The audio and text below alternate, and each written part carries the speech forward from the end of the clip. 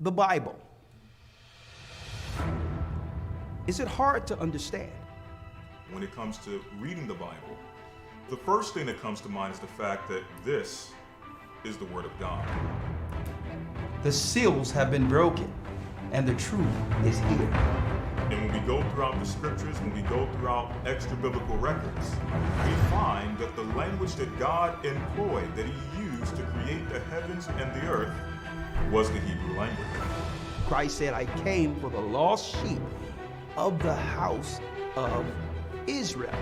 But yet no one, no religious leader, no religious church out there anywhere can now identify the 12 tribes of Israel. Can we? God is quite simple, but it seems as if man makes understanding Him hard. What are those mysteries? The truth of your book and the truth will make you free.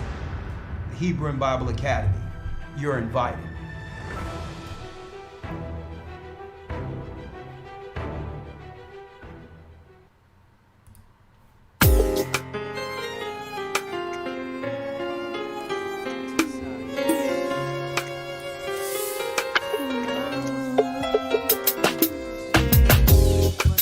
The East is where we're from. The 12 tribes. I heard the sound, hear the sound. Please give me the strength to stand today. With my eyes towards the east, show me the way. Let's go. Let's go. Highest. Man, there was a lot of stuff going on just now, Elder Lawya. I'm like, what is going on? Yeah. Man, I'm seeing it here real time. Yeah, so I'm like, yeah. This is going to be a serious broadcast. I'm going to jump right in, but before we do that, let's go.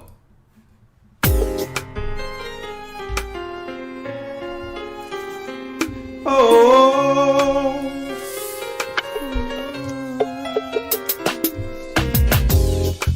the East is where we're from. The 12 tribes of Israel. In 721 BC, the Assyrian king, he took us down, we fell. With a great escape we went through the Euphrates. The Lord held the water still. To a land where no mankind dwelt, we went. The 12 tribes of Israel. So we be Manasseh, the Cubans, Ephraim from Puerto Rico, and Valley from the Isles of Hawaii. The Lord is calling back Israel. Zebulon from Panama, Gad, the North American Indians, Simeon, the Dominicans, the highest gathering Israel.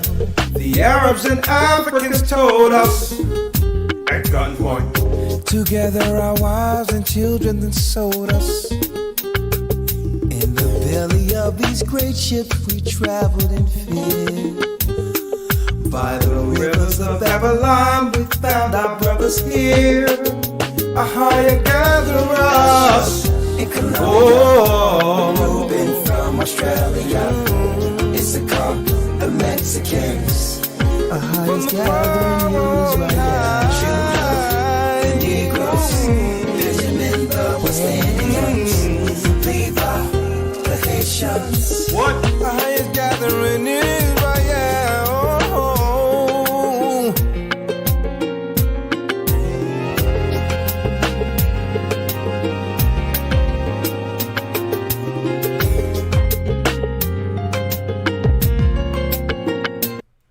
Jumping right in, I'm Elder Rawchaa of the Gathering of Christ Church. I hope you all are doing well. Shalom to my brothers and sisters throughout the four corners of the earth, to the Jew first, the Israelite, and also to the Gentiles. That's right, Gathering of Christ Church here live, and yes, the lines will be soon open. 515-605-9327. You know why? Because I'm starting to really understand that the majority of the population has no idea what's actually going on concerning war. We went from one level of war to the other. It seems like whatever's going on in the Ukraine cured the cold, right? Who's pulling these strings, and is there a real war outside of the war on Israelites in the inner city? And now that I'm looking, let me tell you folks, I don't think a lot of brothers and sisters out there know about the term or have looked into the terms of false flags, misdirection, bait and switch.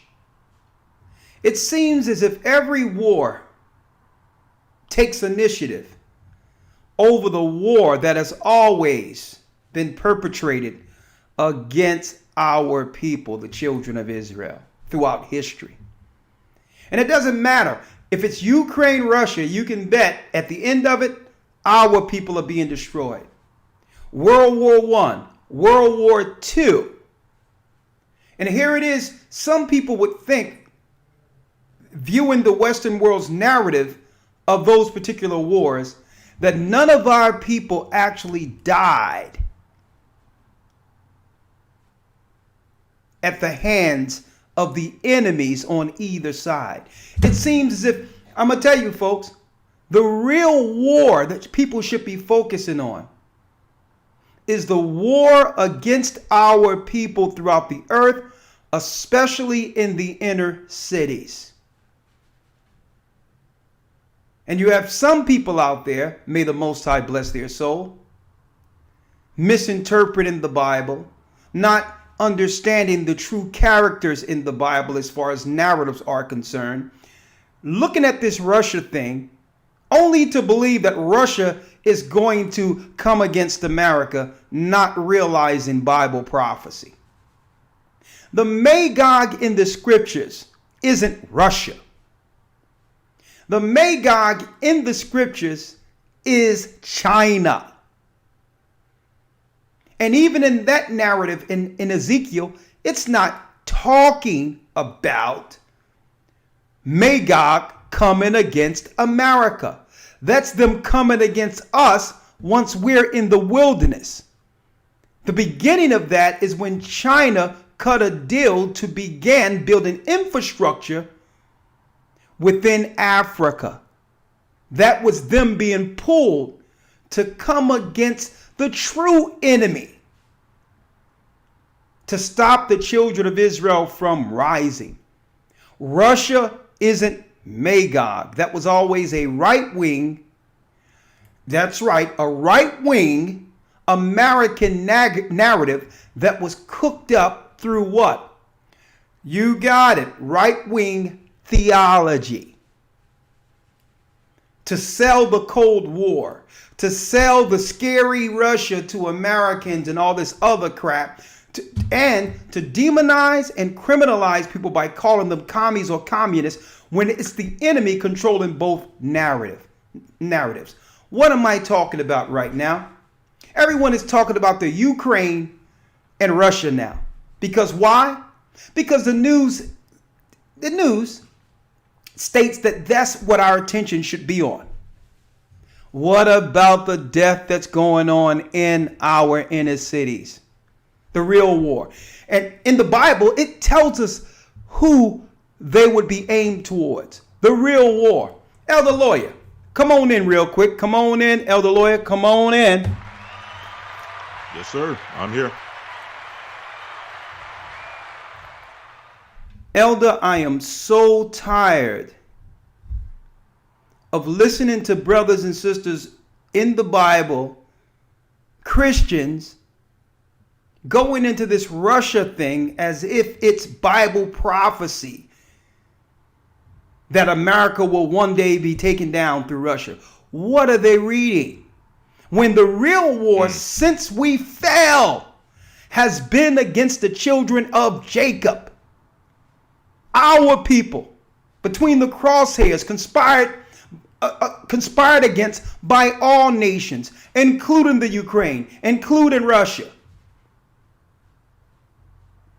It trips me out. And this is what I'm going to ask you, Elder Lawya.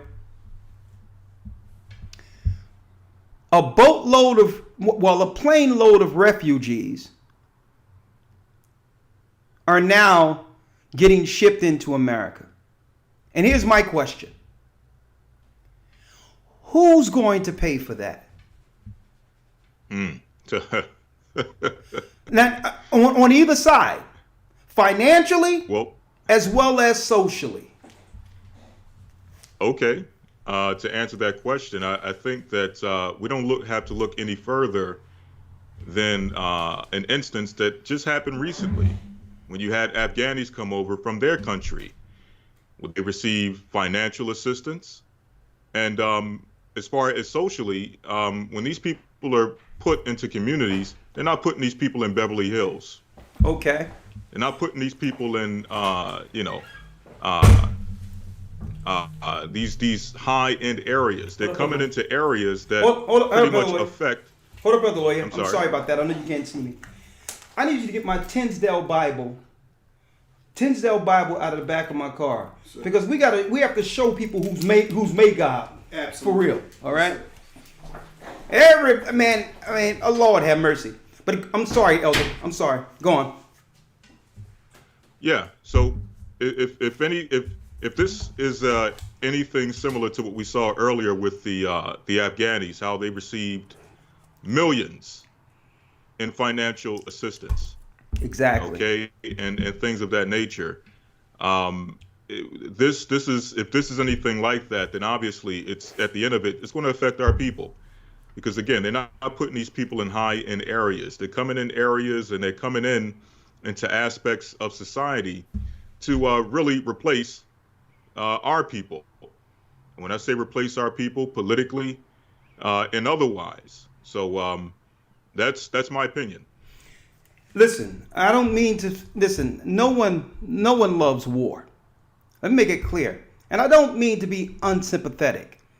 But brothers and sisters, if history have taught us anything, the Western world, Rome, the Western world in particular, have lied about every war historically. And at the end of it, it's our people paying at the end of it. It's always a switch and bait. It's always a false flag, a false narrative. And then the true objective is what are our people within the crosshairs at the end of the day. So I don't mean to feel unsympathetic. I don't believe anyone should die in war. But war, it seems to me, war is more a political tool than anything to move agendas against our people, to progress those. I need you to get Magog out of here real quick. You will see in Ezekiel. Ezekiel 30, I think 38, 37, both of those I think is highlighted. We're gonna set that record straight too. But now, Elder Lawya, I asked a question, and we're gonna deal with the financial piece.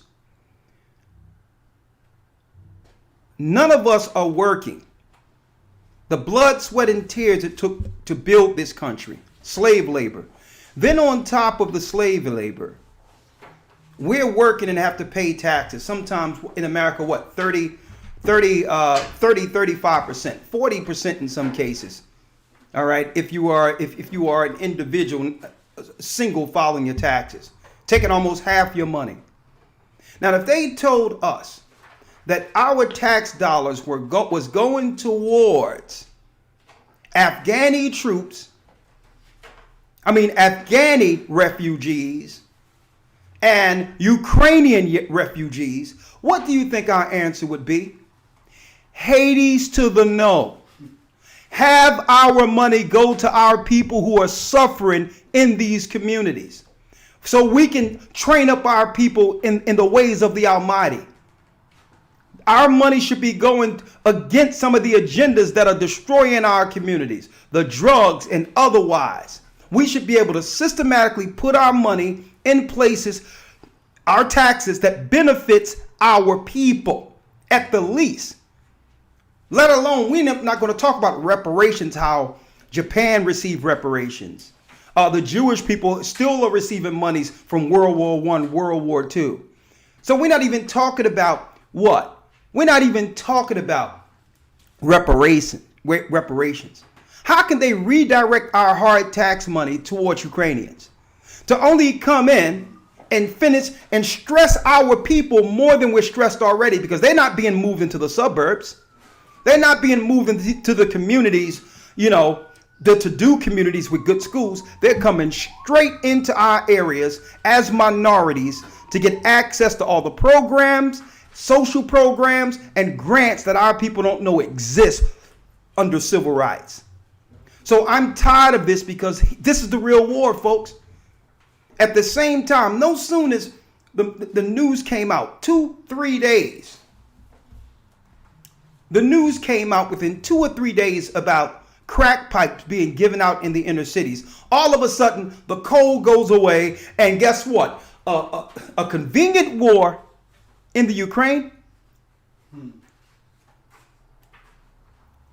Now, listen, if people want to fight and do all that stuff, let them knock themselves out. But it's never exactly what they say it is, brothers and sisters. Because what does a Ukraine-Russian war, Lawya, has to do with refugees coming to stress us? And then there's more money on top of that that's going to hyperinflate the dollar to destroy eventually the economy. The more money we put towards all this other stuff, it drives up the cost and price of everything else. War costs.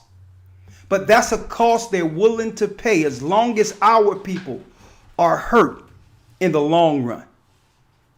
You got volume 2? Oh, it stops at Jonas. You have it? It stops at Jonas. Okay, no, I'll give it to you. Don't worry about it. It could be in the other book. In the other one, you got volume 2. Hold up. It could be in the other book I have. Yes, sir. Give it in. Yes, sir. I'll get it in a moment, all right? Don't worry about it. I'll get that in a moment. Don't worry about that. Yes, sir. All right. Elder Lawya. Now. Yes, sir. Yeah, close that for me. Yes, sir. First of all, we have to understand the narrative of the Bible. No one can go into the Bible to give any credibility at all, religiously or otherwise, or theoretically, of Russia eventually coming against America. It's utterly ridiculous. You know how many Russians are living in America right now who are heavily invested in this country? So that's the left-right game they've been playing on people. The good cop, bad cop. But at the end, our people oppressed. Okay? So, Elder Lawya, let's go into Daniel where it says 70 weeks are determined. Let's go. Yes, sir. This is the book of Daniel, chapter 9, verse number 24. 70 weeks are determined upon thy people and upon thy holy city to finish the transgression and to make an end of sins and to make reconciliation for iniquity and to bring in everlasting righteousness. And to bring in everlasting righteousness. Come on. And to seal up the vision and prophecy and to anoint the most holy. And to do what? And to anoint the most holy. And to anoint the most holy. So the scriptures, the Bible is what? An Israelite narrative. It's an Israelite narrative, brothers and sisters, which means, think about it. If it says 70 weeks are determined on the people, we have to determine what people it was talking about. This is talking about eventually a desolation. But Christ would need to come to fill up the sum of righteousness that would give us an opportunity back to our preeminence, our high position one day. But it says 70 weeks are determined. What, Elder Lawyer, when it says 70 weeks? Now, I think it's muted, Elder Lawyer. I'm sorry, Lawya. 70 weeks are determined upon thy people. Upon and who? Upon thy people. Upon thy people. Read. And upon thy holy city. And upon thine holy city. This was the prophets of Israel, Israelites prophesying the coming of Christ and the destruction of our city, Jerusalem, Israel. So you have to realize the narratives of all wars with Rome at the helm is to attack and to come against our people.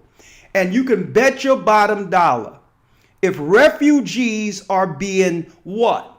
Shipped out of the Ukraine only to get our tax dollars for refuge, our people are being left back there to starve and die.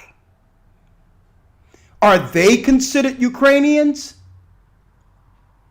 Are they considered? I always hear about what happened with Hitler and all that. And you know what? Listen, history tells us Hitler was a bad man. Can someone tell me how many black people died in that war? Why? We were in Germany. We're still in Germany. You would have thought that only one group of people suffered in World War I, World War II. And when you look into the Balfour Agreement, that's a whole nother conversation we can have at a later date. But at the end of the war, some people get benefits, but every war, our people suffer. Every war.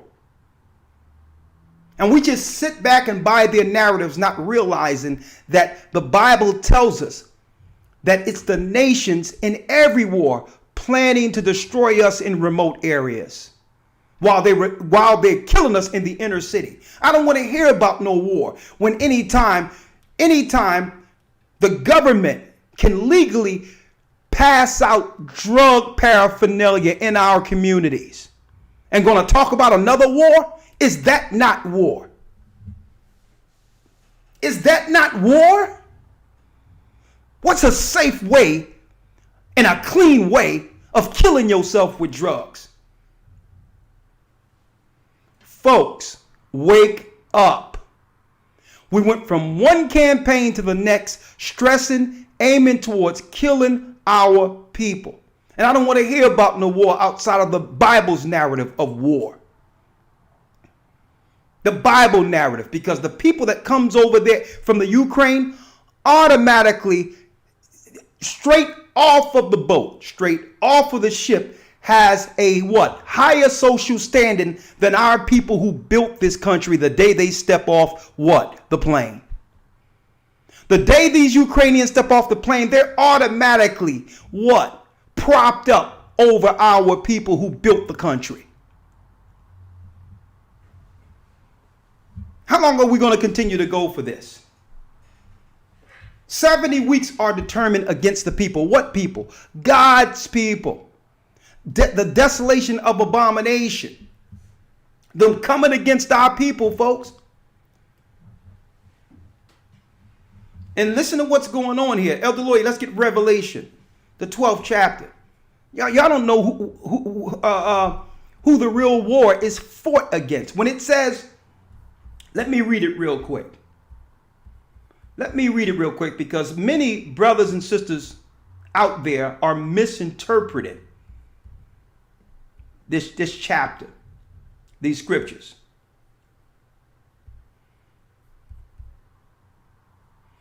They're misinterpreted.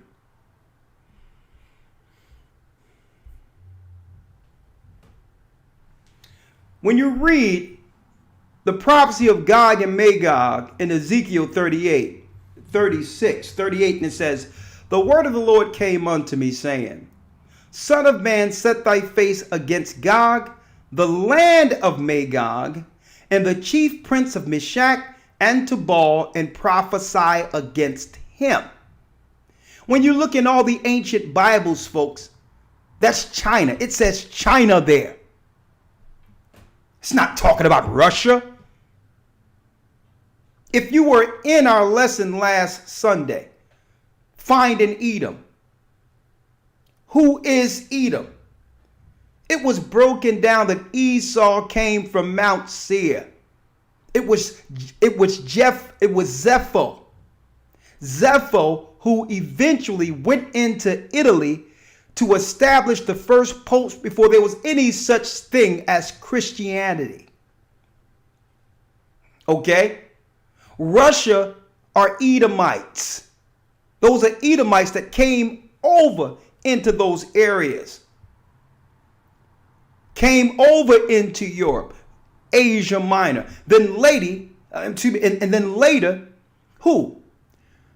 The Agagites, the sons of Amalek, all the way through Alexander the Greek, took different parts of Europe and began to spread their madness and colonize and kill by the sword or through the sword, like it was prophesied by our forefather Isaac.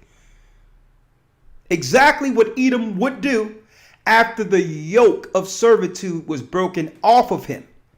How was the yoke of servitude broken off of our big brother Esau? We sinned against the laws of Moses. By default, either Esau rule or we rule. That's the true race. Dominion was given through Isaac's seed. Esau, our big brother, is a fugitive on the loose. Okay? And have always used wars to calculate against his little brother Jacob. So I don't want to hear about no Russia, America stuff when I understand that Rome, the 10 horns, is controlling it all, will demonize America. On top of that, will make it where America isn't credible at all on the world stage with a bunch of freaks, mental ill people controlling things to a degree that the whole earth is going to come against America for its immorality. And guess what? That particular narrative, that script, was created by the 10 horns. This is why only majority of America has schools where people are questioning what a man is or what a woman is, what a boy or a girl is, what girls or boys are.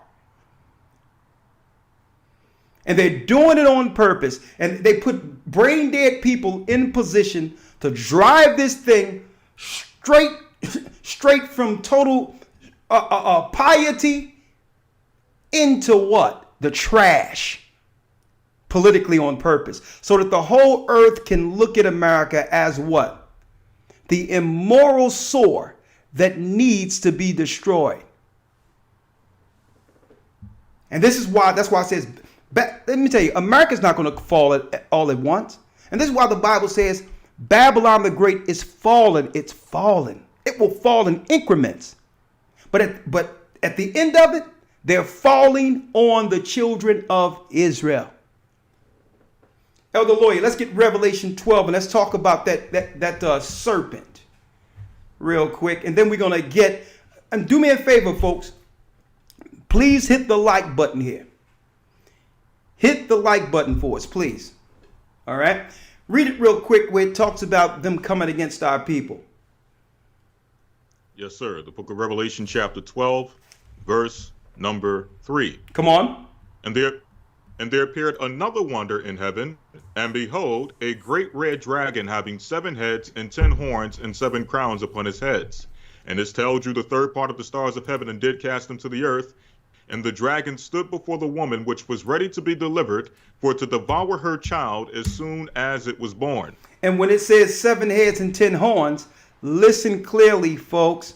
The 7 heads in the Bible represents the 7 hills Rome sits on. The Most High was showing the great whore, the evil of Rome and her conspiracy, not just religiously, but politically against the children of God. Who was imprisoning the disciples? The disciples weren't doing anything wrong. The disciples were going out spreading the good news of Christ, but yet Rome needed them, what? In prison or dead? Why? Because the good news is for you. The people who are being destroyed in these inner cities. It's for you. Christ says what? If you whole, you need no physician. He came for the sick. He came for the poor. He came for the meek. It's our people like sitting ducks, not realizing we have always been between the crosshairs. Not because we're aiming to conspire or come against government or go against other people. No. It has anything to do with that. They know prophetically what God said according to the Bible we would become. And the Roman Empire has preemptively got in front of it, saying, well, listen, we're not going to wait for them to come to this God and understand who they are. We'll kill them in the womb. We'll destroy them. But first, they must trust us. We must align with them, study them, pacify them while destroying them. That's the serpent. That whole agenda comes from the Roman Empire. Come on, Elder Lawya. Read it. Yes, sir. Jumping to verse number 7. And there was war in heaven. Michael and his angels fought against the dragon, and the dragon fought and his angels, and prevailed not, neither was their place found any more in heaven. And the great dragon was cast out, that old serpent called the devil and Satan, which deceiveth the whole world. He was cast out into the earth, and his angels were cast out with him. And I heard a loud voice saying in heaven, Now does come salvation and strength, and the kingdom of our God, and the power of his Christ, for the accuser of our brethren is cast down. Come on. Which accused them before our God day and night. And they overcame him by the blood of the Lamb, and by the word of their testimony, and they loved not their lives unto the death. Therefore rejoice, ye heavens, and ye that dwell in them. Woe to the inhabitants of the earth and of the sea, for the devil is come down unto you, having great wrath, because he knoweth that he have but a short time. Because he knoweth that he have a short time. So they're speeding up these agendas on us, folks. First, they're going to say, well, hold up. There's a code, and your people who are diabetic and this, that, and the other is disproportionately affected. Why? Bad foods, GMOs, and all the foods they put in our neighborhoods to systematically begin to poison our people, only so that they can now blame that to why they must give us some stuff that's going to do what? Finish the job. Because they have a short time. So they're going to go from one campaign to the next, folks, without any rest. As soon as people start to figure out they're lying in this type of war, the chemical war, they're going to switch to that type of war. But at the end of the day, it's them coming after our people. And I have a few examples, a few clips I want to show you all. But go on, Elder Lawya. Yes, sir. Jumping to verse number 17. And the dragon was wroth with the woman, and went to make war with the remnant of her seed. Hold up, with who? With who? With the remnant of her seed. Hold up. With America. With the remnant of her seed. Germany against England. With the remnant of her seed. Hold up. The Ukraine against Russia. With the remnant of her seed. America against Iraq. And went to make war with the remnant of her seed. This is what y'all have to understand. All roads lead to them warring against us. It doesn't matter the geography. In any war, who suffers the most? The poor. They're the least forgotten. They're the first forgotten. Immediately, every other people, refugees, when it comes to their nations who have helped destroy our people, are moved into other geographies and are what? Financed. Every war is against the remnant of Christ's seed, God's people, Israel. And I hear people getting into these conversations, these Putin, Ukraine, the Ukraine president conversations, as if they know what's going on. The Ukraine president was a comedian and an actor in the Ukraine. That was his political experience. This is all theater, folks. But at the end of the day, they're pushing legislation that will stress and destroy our people. And at the end of the day, and guess what? When they move the narrative to another story, the Ukraine is going to be thriving like it was before. But this is what you must watch with every war. The legislation that's left afterwards. You have to know what laws will be put in place during that war and how those laws affect you. Don't go for the smoke screen. There is no Russia invading America. Now, you'll have this. You'll have internally them jacking up America, and the narrative from New York Post and the Washington Post and New York Times is going to say, well, Russia did it. You have them doing all types of things, hacking and making things hard on people by your floating utilities, cutting out your electric for a while, only to say, well, yeah, Russia did it. But the real war is going to be against us when the lights are out, just like it is right now in the Ukraine. So we're going to turn this back around, because we have to ask, how long will our people fall for this stuff? How long? And what must we do in understanding all wars? All the roads in war leads to us. The Ides of March. Come on, Elder Lawya. Revelation 12 and 17. And the dragon was wroth with the woman, and went to make war with the remnant of her seed, which keep the commandments of God. Which do what? And have the testimony. Which do what? Keep the commandments of God. Go ahead. And have the testimony of Yeshua the Christ. So they're going after those who believe in God, keep the commandments, and what? Worship Christ and believe in Christ. That's the real war, folks. That's the war. They're trying to tell you it's all about being inclusive and tolerant and all. No, it's making the earth immoral. It's destroying our people morally, which gives them access to Satan access to our bodies after sinning to destroy us physically. Their real war is after those who would keep the commandments and have the testimony of Christ. But it tells us the earth helped the woman. What's the earth? The information that came from the Qumran caves, like the Book of Enoch, the Book of Jasher, different literature that was hid by the Roman Empire.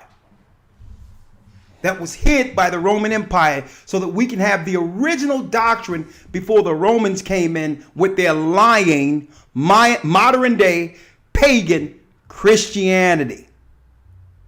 Come on, Elder Lawya. Yes, sir. Revelation 12:17. And the dragon was wroth with the woman, and went to make war with the remnant of her seed, which keep the commandments of God, and have the testimony of Yeshua the Christ. And have the testimony of Yeshua the Christ. Read on. That's it. That's the last verse. I need you to go back to where it says like a flood after the woman. Yes, sir. I'll start at verse number 15. And the serpent cast out of his mouth water as a flood after the woman, that he might cause her to be carried away of the flood. That he may carry, that she'll be carried away from the what? That he might cause her to be carried away of the flood. Of the flood. So this is what's going on. They find out where our people are in number, in groups. And they begin to send missionaries, so-called healthcare and water to help the underprivileged, only to rape, rob, pillage, and demoralize every place our people are. That's their plan, claiming they're coming in for philanthropy or to help the underprivileged who are diseased. Who diseased us? Huh? To help those who are starving. Well, who deprived us? What happened to our land? What happened to our good water that you poisoned? So the Bible teaches us that this is a conspiracy of biblical proportions, concocted by who? Esau and the 10 horns, who was Europe. Okay, Russia is just one of the many who are working in collusion with the Roman Empire. At the end of the day, the 10 horns will stand. Now, let me show you this real quick, Elder Lawya. Let me show you this real quick.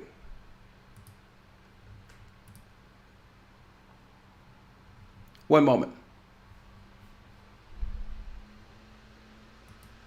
All right. This guy right here isn't Magog. This guy right here is Esau. Okay? This guy is Esau. The first came out red all over like a hairy garment, and they called his name Esau. His collar is white. This page is white. This guy is red. He is not Magog. How did Esau get Asia Minor and different parts of Europe? Europe is ancient Asia Minor under Alexander the Greek when they began to conquer, and Zepho, who went into Italy and set up armies all over in those areas, and they began to go into Eastern Europe to take over.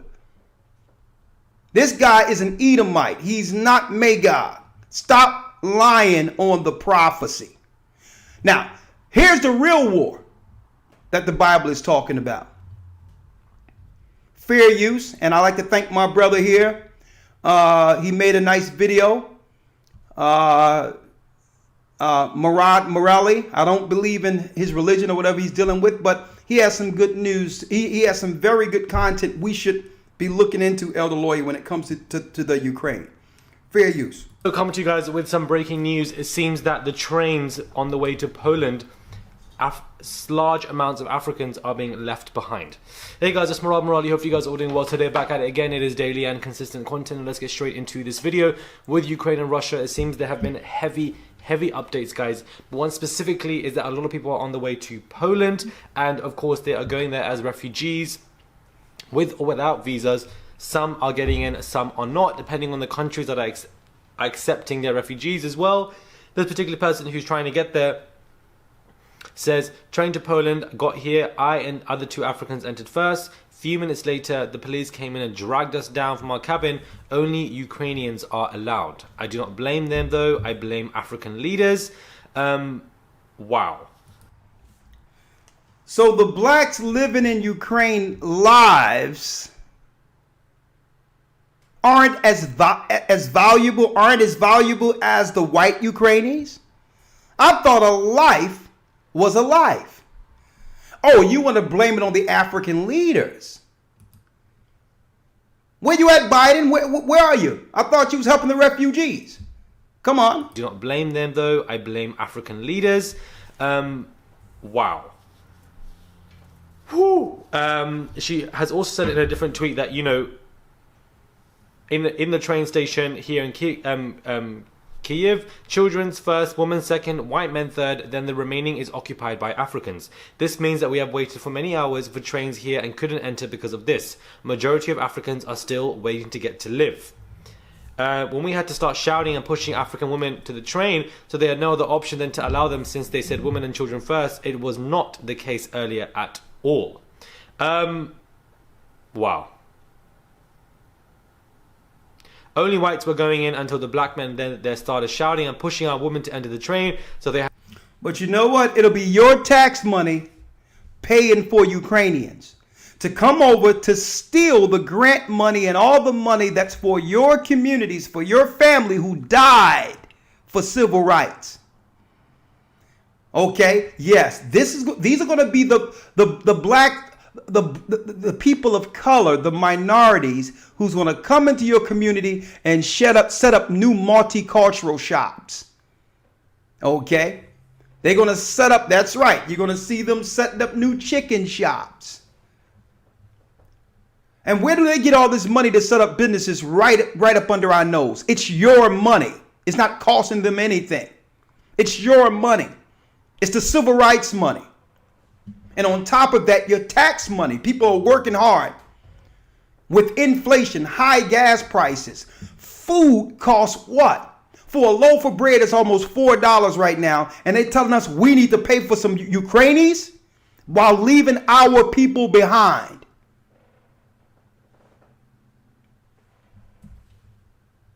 Had no option then to allow them. So, you know, it really shows you when the going gets tough and when situations like this matter, you know, only certain amount of people matter. And that's what I think is insane, that there actually is racism going on whilst your country is being invaded. You don't. And that's another word we need to get rid of. Racism going on. That's too ambiguous. This is another attack on Israelites. We have to call it what it is. That word racism is a political word to use so that no one can actually get a handle on who's really getting attacked here. Okay? Ain't no racism. It's an attack on Israelites all over the earth. That's what it is. God's people are being attacked. You don't want to save every single individual person. You just want to save yourself or your people. And I think stuff like that, guys, is disgusting. And it's happening. This person is documenting it. And it's just insane. I genuinely feel sorry for all these individuals, all these Africans that have been left behind. It's insane. The impact. Nigerians have trekked for hours to the borders of Poland. She continues to say, somebody else says, they're not letting Africans in. Some said we don't know if it's about racism or not, but the parents are claiming the Nigerian embassy in Poland should have informed the government there so they can approve the arrival of Nigerians. Insane. Country, Nigeria and stuff like that. But there's also a lot of racism in the Eastern European world, guys. And when the going gets tough, like the fact that there's an order of, like, of course children and mothers should go first, but apart from that, there shouldn't be no order. There should not be white men next and then African men. Hey folks, let me tell you something. I have footage, brothers and sisters, of news circulation creating stories over there. That's the most I can say right now. I'll deal with that on Patreon this coming Friday because I need to respect the guidelines here. Folks, it's never what they're telling you. But at the end of it, it's our people suffering. And you know what? You know what? Of course, the administration has something for us, right? While that's going on, the administration, the same administration that everyone was out there claiming a few years ago, well, anybody but Trump, anyone but Trump. Well, he has something for us, okay? He has grants. He have nice places to stay for Ukrainian refugees who are going to have jobs and all that over here, okay? Who's going to be in a position to usurp you. But the guy, that's right, the guy that we all love didn't forget us. He didn't forget these Israelites in the inner cities. Hey, he definitely didn't. He did not forget us, huh? Let's see what he had for us right here. Huh? Let's see what he have for us. So every Tuesday and Friday in Hollywood, they have a Catholic church that gives this stuff out. This is where we living at, y'all, and this is what the government's doing. Joe Biden said he spent $60 million on paraphernalia. So listen, so no one can say that Biden didn't give us reparations. He put $60 million into paraphernalia for us. So he can, match the 60 to 80 million he gave Asians for Asian hate a few months after being elected, just gave them money. But no, he gave us 60 million in paraphernalia. Let's see our reparations. For drugs. And this is what it looks like. It says being alive. This is a meth pipe. Yep. Right here with this bubble thing. I guess you put the meth in there. This is a crack pipe. Yep. Okay. These are all instructions on how to overdose treatment and education. This is the needle in here. I'm not going to open this. That's for heroin? Yes, for heroin. It has the alcohol pads. That's a real and stuff. needle? It's a needle in there. Oh my God. And these things are like a black and mild filter that you put on the crack pipe so you don't think no one's saliva, so you don't get sick, and you can do your drugs. And so this is they're like, if you're gonna do drugs, we're gonna give it to you so that you can do it the proper way without getting sick. Because we're not stopping it. We're not going to stop it. Exactly. This is letting you know that it's going to be here. This is what they. Oh, Elder Lawya, how you like those reparations? What you think? Monkey bites. Get him. Get him. Hold on. What you think, Elder Lawya? What do you think about those reparations? Well, I think rather than what I think, it's what do they think of us? What do they think? To believe that this somehow, some way is some form of, what do they call it? A fight against racial injustice or some type of funds to stop racial injustice against us. What do they think of us to believe that this somehow helps our community? It's a crying shame. $60 million. Now, this is, don't forget the tens of millions they gave the Asians 3 months after Biden was elected. After he told Ice Cube he could do nothing, he wasn't even going to speak to Ice Cube until after the election. Right? Give tens of million dollars to what? To Asians for Asian hate, while our people chest was marching under the death of George Floyd. And that thing got a lot of smoke in it and a lot of misdirection in it too, in and of itself.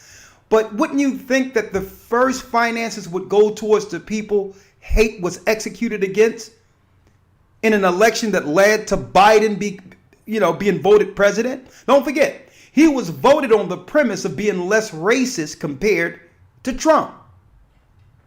That's what he was running on. I'm not Trump. I'm less racist.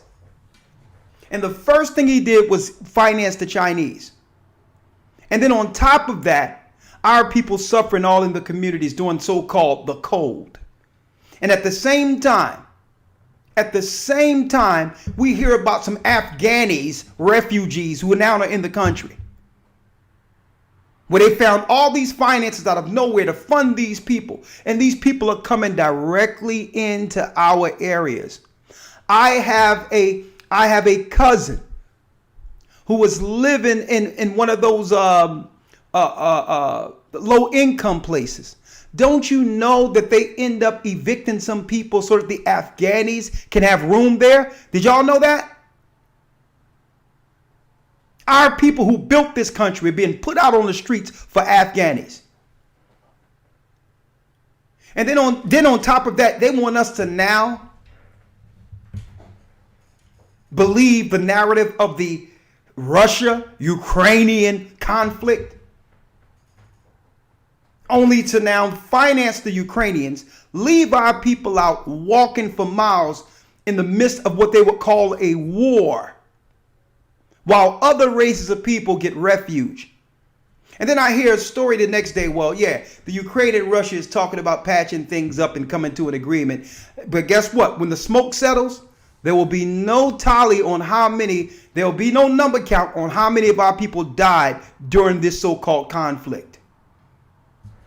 Because the war has always been against the Israelites in the inner city. And you know what? This is the Most High doing what? He's warning our people. He's talking to the people and saying, it's time to come back. You better understand who the war is against, or you're not going to come under the God who can protect you from it. The Most High God protected who? The seed of Israel in Egypt, coming out of Egypt. He plagued the other areas and protect Goshen because we understood the connection between our family, our beliefs, and our God. And our people ain't going to be able to really come together and understand what type of war this is until we do what? Stake claim to our true name to understand why we're being attacked. It doesn't matter the political theater that they put out there. They'll never tell you that the real aim is to kill it and destroy you and your children. It's called Jacob's Trouble. And this is why I titled this broadcast, Elder Lawya, purposely this way.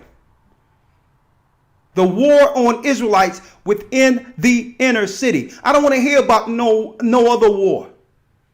The war to destroy our families. All the way from slavery to Jim Crow up until today. Why should we care about a war in Ukraine or any other war? Why should we even care about a cold or any sickness? All these things are misdirection so that we can't understand that our people have always been under attack, but the Most High is allowing this so that what? We as a people can turn back to him and eventually see his power with him working within us and for us.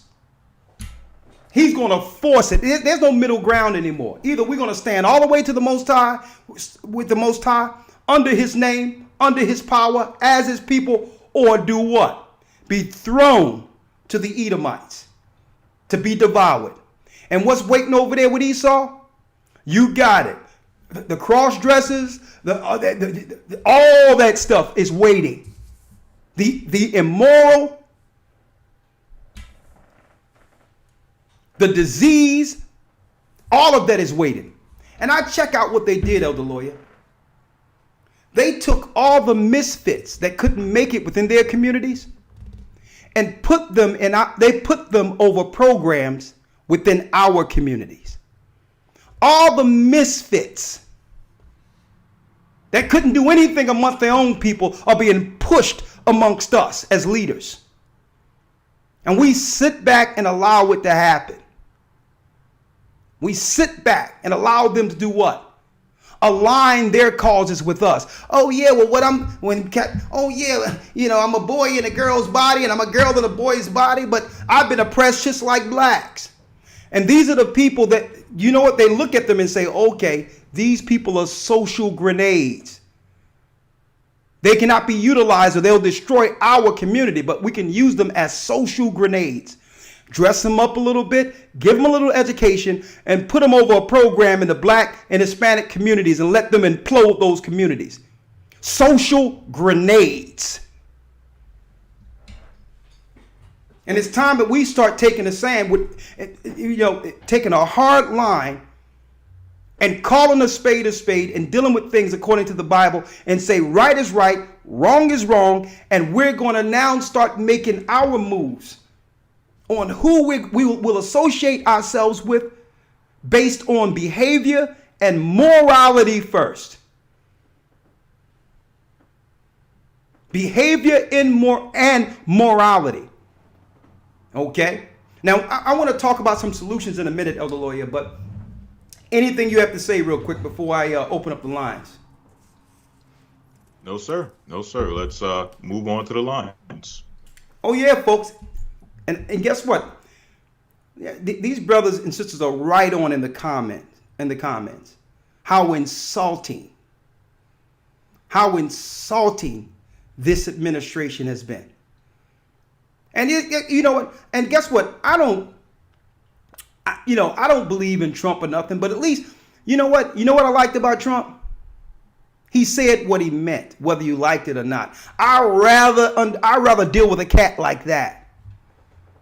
At least you know what he's thinking.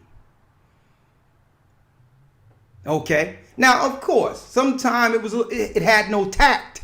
But all in all, he told you what he was thinking. He was like, blacks, y'all might as well vote for me. I mean, what do you got to lose? What do you got to lose? You tried it with these guys. Your families are separated. The same guy you voted, he's behind the 1994 crime bill and threw men into prison. Non-offensive crimes. Non-offensive crimes where there was no physical abuse to any person. We had young men in jail serving 5, 10 years mandatory under Biden. See? And now they put him in place to finish the job.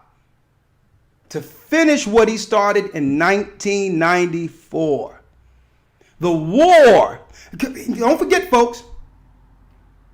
The prison industrial complex were benefiting from all of these mass incarcerations of our brothers within the inner cities, with drugs being flooded in. It's no coincidence that the same guy, Joe Biden, who was behind that, would eventually make it easier for the people to do drugs. That's a war. A lot of you only see war with guns and tanks and planes. The real war is fought when you don't need guns, planes, and ships. That's the real war, when you no longer need those things. It's a cheaper war. So let's talk about the war on Israelites within the inner city. All right? And Elder Lawya, one other thing I wanted to ask you real quick before I open up the lines. Yes, sir. Because I keep getting this question over and over and over again. Right? Mike Allah's here. We're working on the next project. Matter of fact, I'm going to keep my voice down so I can save I have to sing later. But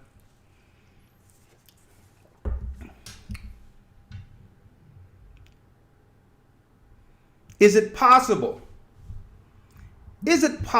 speaking of attacks on Israelites in the inner city, just your opinion, and then you can give the biblical answer if you would like. Let's start with your opinion. Do you think it's possible for Israelites who know they're Israelites in America to come together?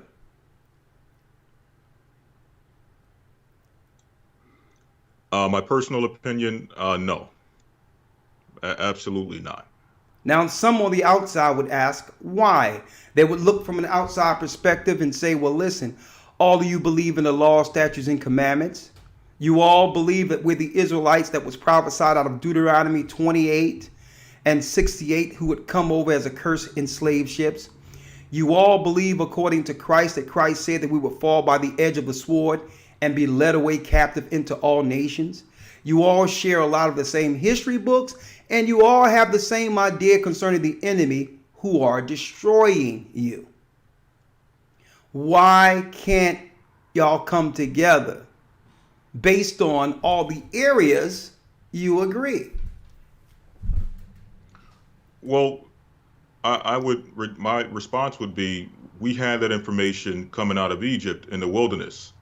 And even during that time, Israel was not 100% united. There was division in the wilderness. I would go as far as to say that there's never been a time in which the nation of Israel has been 100% united. If you want to go, fast forwarding to the time of Solomon and his sin, which led to the split of the kingdom, which led to civil wars between the northern and southern kingdom. If you want to move forward to the time of Christ, where during his time there was division, and even Christ himself, when he came with great miracles, great power, great teaching, a powerful ministry, the greatest ministry to ever hit the face of the earth, when he came, it still did not unite the whole nation of Israel at that time. So if Christ himself, the Savior, the creator of all things visible and invisible, during his earthly ministry could not unite the whole nation of Israel under his teaching. The question is, who are we? Well, I thought about it. I've thought about it, Elder Lawya. There's always this hopeful spirit that's in those who love God and love God's people, in hope that we can all come together. I thought about what that would be like. And you know what I know would be the greatest obstacle? And here's the issue, and this is what brings it all together. You know what would be the greatest obstacle? You have a bunch of people in a room jockeying to almost to a level of fighting to argue who will lead. Mm-hmm. The conversation wouldn't be our people. It would be who's the leader. And see, and I thought about that, and it's like, listen, Christ is the leader. That's who's the leader. And if only we looked at ourselves as disciples, we would all have a place in the body. If only we seen ourselves as disciples and implemented Christ's doctrine. Because why? There was no need for the disciples to fight one against another. They all had the same task as disciples. So I thought about it, but then reality came into view. The conversation wouldn't be with, we all got the same history. We all have the same understanding that we're Israel. We all understand who the enemies are. The conversation wouldn't be more so a protective political conversation of how we can help and protect our people, even though there's differences. The conversation will be, who's the leader? Christ is the leader. Okay? So I thought about it. And see, Moses wasn't a leader because he thought himself to be one. The Most High chose Moses because he was the meekest. He was the most meek amongst all men. Aaron was the guy who was a good orator. He was a guy that can move the people. He was a guy he can use his tongue. He was eloquent. But he wasn't the leader. See? So it's not that I didn't think about it. But I've also seen coming up, don't forget, I've been dealing with this for a long time. I see what happens when people vie and battle for leadership in a position of power on this earth. I see, just history tells me, what happened with Malcolm X. What happened with Malcolm X? What happened in the Nation of Islam? What happened amongst the ministers who was envious and jealous of a gift that made the Nation of Islam, who was Malcolm X. Not to say that those brothers didn't have gifts of their own. Okay, I've seen it coming up as a young Israelite. How one guy claimed to be one reincarnated guy and another guy claimed to be another reincarnated guy, to a degree where people are conspiring, generals and all that under them, to destroy one another, jockeying for one leader or the next, when Christ is our leader. That's right. Christ is our leader. And it's easy to come together. It first starts with individually setting up Christ's doctrine as it was left. Not metaphorical, not through some type of cold signs and dark sentences. Breaking down Christ's doctrine in its simplicity and teaching it. Baptism, laying on of hands. The breakdown on judgment. and everyone can be disciples in their own right, and the Spirit of Christ would gather the elect to the elect. It's not that I haven't thought about it, Elder Lawya, but I know it's impossible. You know why? Egos. I've seen it. It's about egos. That's all it's about. It's about, I got the truth and I'm third in command and I'm this in command and I'm that in command. Christ is in charge and our people are suffering. And it's time that we do what? We swallow our pride and understand. And it's like we're fighting over who's going to lead more slaves. If we're under Christ, we're all free. It's men making slaves of their own people. That's right.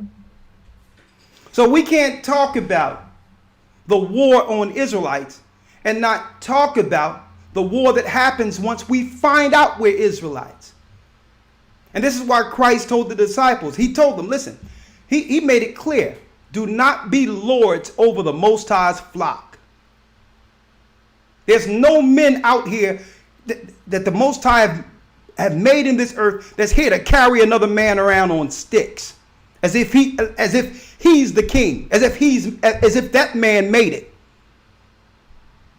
Okay? And that's another thing. We can't talk about the war on Israelites and not realize, and guess what? Respect and revering someone for a work is one thing. Respecting someone is one thing. To honor someone is in respect of their work is one thing. But to become lords over the Most High's flock to a degree where you become king is an entirely different other. So I want to talk about that today, even on this program today, as we discuss this. The war on Israelites within the inner cities. Even if we can't come together based on whatever things are, because I'll tell you what, if someone out there is waiting for Israelites to come together, don't hold your breath. What you need to do as an individual is understand the doctrine of Christ and fall under it. So if someone is on the side and saying that, well, I'm just going to stay on the side until Israelites come together. Imagine if the disciples did that when there was Pharisees, like you mentioned, Elder Lawya, scribes. And there was different groups during Christ's time, and they couldn't come together. So you mean to tell me we're going to accomplish what Christ couldn't? If all Israelites couldn't come together while he was here, what makes you think that you're going to be the one that's going to bring Israelites together? Not that I didn't think about it. I've thought about it many days. But even though we're not on all of one accord, you know what I do regardless? I pray for all Israel, that they might be saved. I pray for them all. The ones who know and the ones who has yet to find out. I pray for even those leaders that's in the other Israelite groups or whatever. I pray for them. If you're over a church or whatever, because I know what it takes. I know how hard it is dealing with our people and having to lead so many. I know what comes with that. And regardless of what you think, regardless of anyone's doctrine, it's not an easy task. It's not an easy task. So all in all, I do pray for all. But the reality is only Christ's doctrine, only Christ can bring Israel into one fold. John, the 10th chapter, real quick, Elder Lawya, and I want to make an announcement. Hebrew and Bible Academy, this coming Sunday, we're at week 5. And we'll be going into the split, right on key, the split between Israel and Judah. The split between Israel and Judah will be this coming Sunday, and how the Most High gather us back together. We're going to be talking about that. Okay? And within it, we're going to discuss Israelite doctrine. When the Most High began to awaken his people over here in the Americas to spread the news to the whole earth that we are the children of Israel historically. How the different groups started springing up in different pockets that led to where we are today. And how it was prophesied that Christ would unite a remnant that makes it through this, who believe on him. Who believes on him. You don't want to miss that, folks. historytimes.org. It doesn't matter if you missed the other 4 lessons. Listen, we'll make sure you get those other 4 with the downloads and all the news that cannot be reported on here because of their guidelines on this particular platform. You'll get all the past lessons and more. And we're going to give you access to be able to download it and have that information for your archives to study in the future. Even if one day you're not a part of the academy, you can pull the details up. You can pull the information up and have it for yourself. It has taken us a lot of work to put these records together, the PDFs together in a way in which you can understand so much in a little time. Because y'all don't have the time I had, decades, to go through these books and study these books. And I knew I was an Israelite since my early 20s, folks. And y'all don't have all that time to do all that. And the theologian schools want to charge you all this money for this, and they're lying to you. So we took our time to put things with sources, records, precepts, all in a school format that you can understand linear, page by page, to understand any topic in our academy. There's nothing like this on the earth. I'll guarantee you, you get in the academy one time and you'll realize this is different. Hebrew, prophecy, teachings, news, all in one day.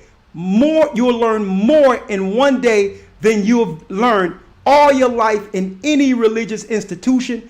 And we guarantee that. I don't care how long you've been going to church. I don't care what mosque you went to. We don't really care whether or not you ever learned the Bible at all. You'll know more about that Bible in one day than all your years in any religious institution. Guaranteed. historytimes.org. Okay? Elder Lawya, let's go to John 10:1. Yes, sir. St. John chapter 10, verse 1. Yes. Verily, verily, verily, verily, I say unto you, he that entereth not by the door into the sheepfold, but climbeth up some other way, the same is a thief and a robber. Read that again. Verily, verily, I say unto you, that he that entereth not by the door into the sheepfold, the same is a thief, but climbeth up some other way, Lawya, the same is a thief and a robber. The same is a thief and a robber. There's only one way into Christ's kingdom.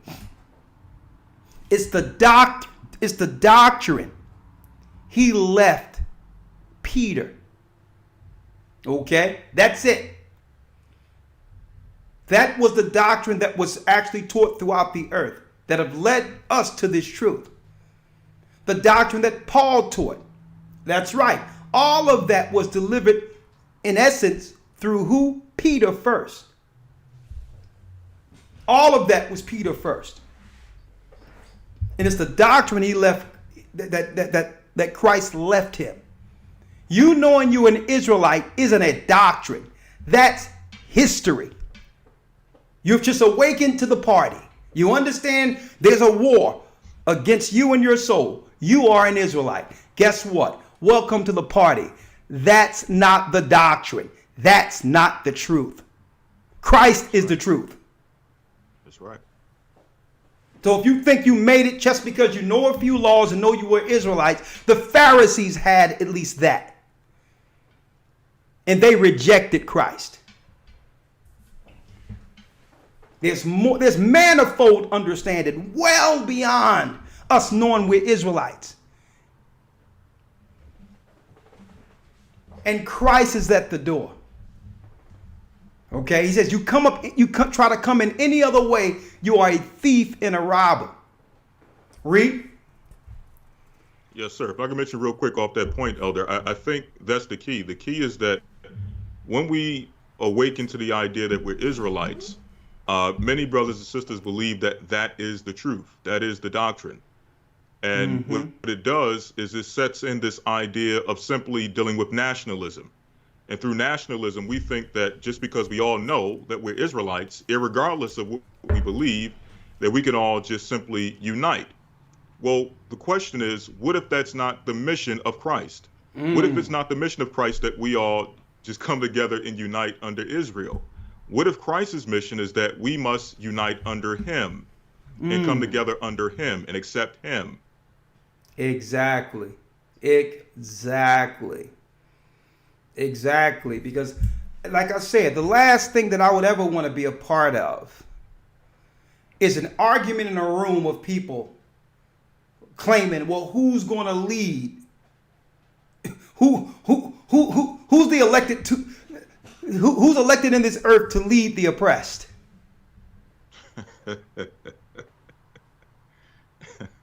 I'm the leader. No, I'm the leader. No, I'm the leader.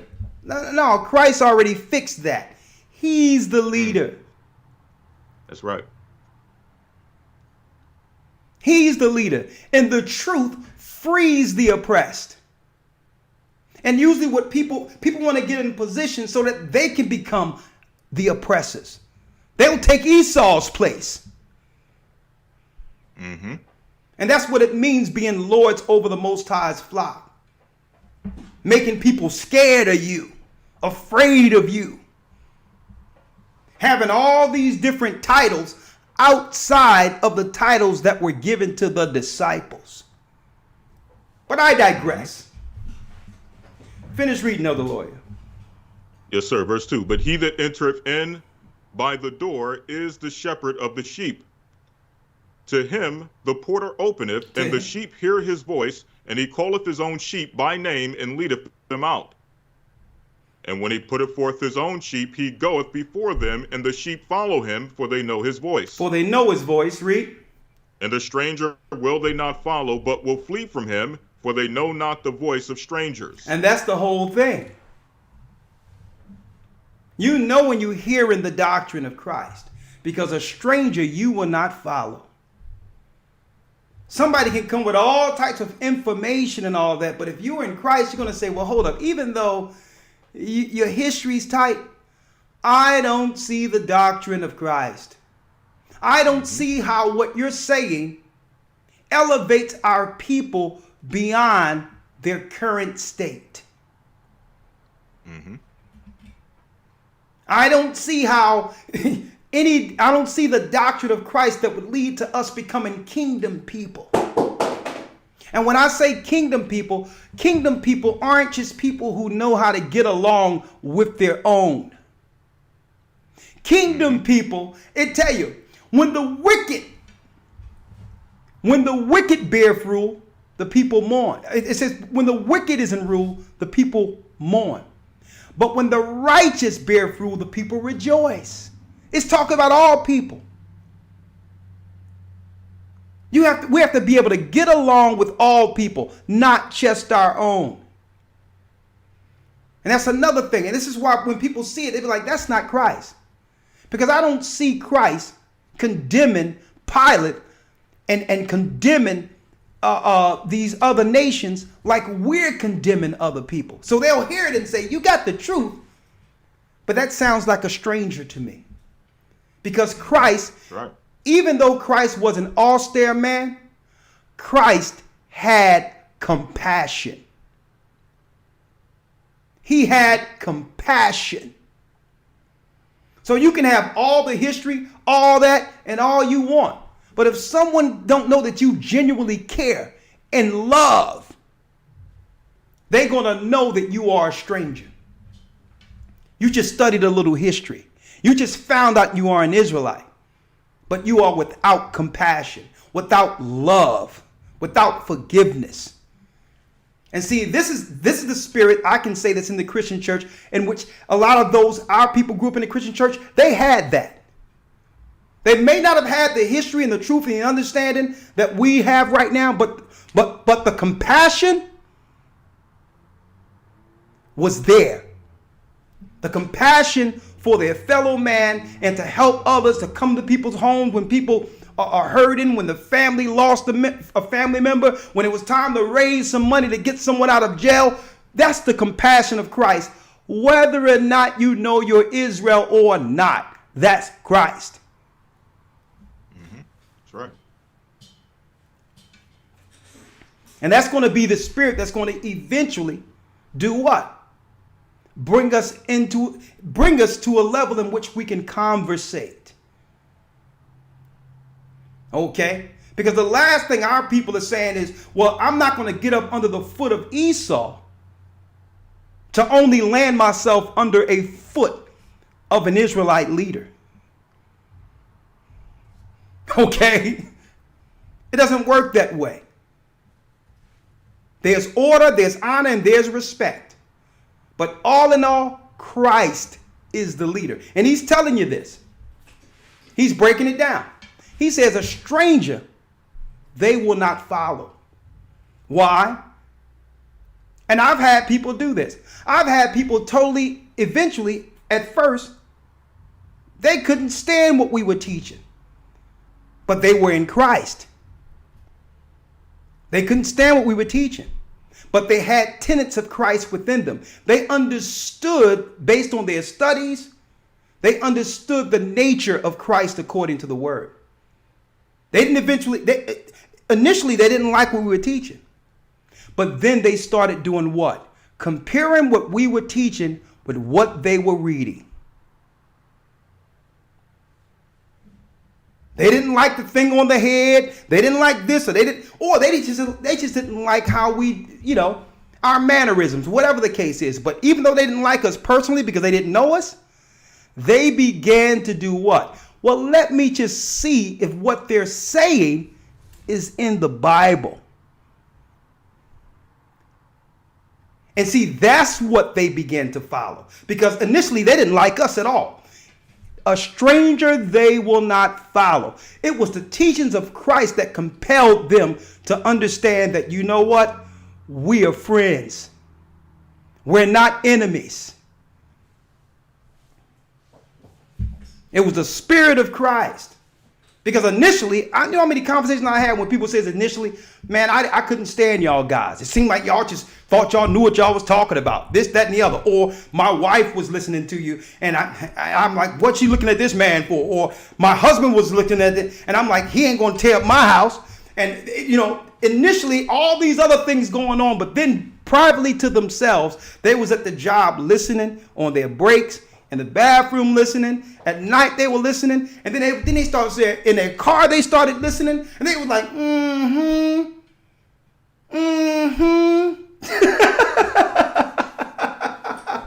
It's all going, it's like, why I couldn't see this at first? But because Christ tell you, a stranger you will not follow. It's right to be skeptical initially after what our people have gone through. I don't think something was wrong with our people who wasn't skeptical. Every time we get into something, it's only to get disappointed. So listen, but a stranger, it says a stranger you will not follow. Because why? You know what to expect within the doctrine of Christ.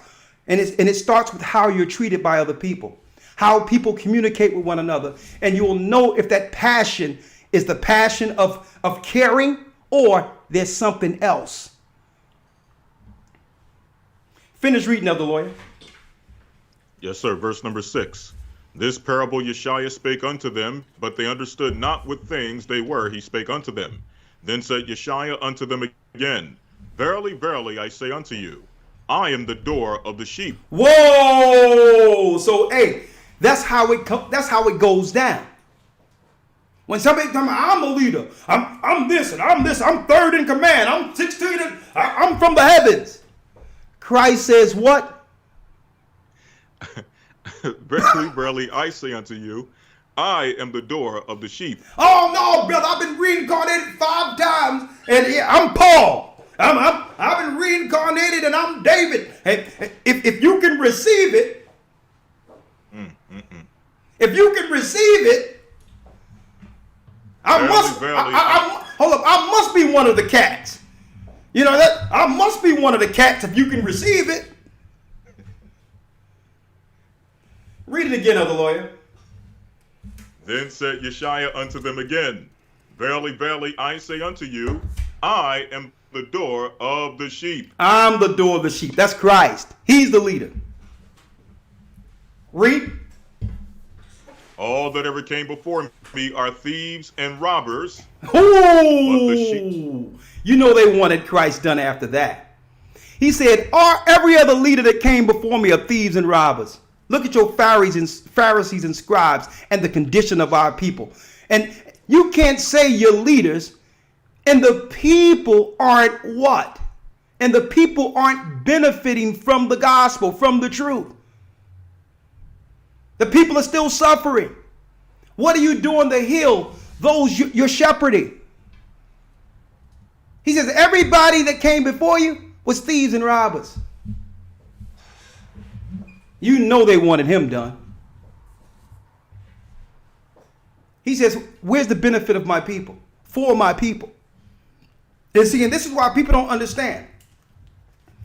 Even though we do scriptures and break things down, think about this, folks.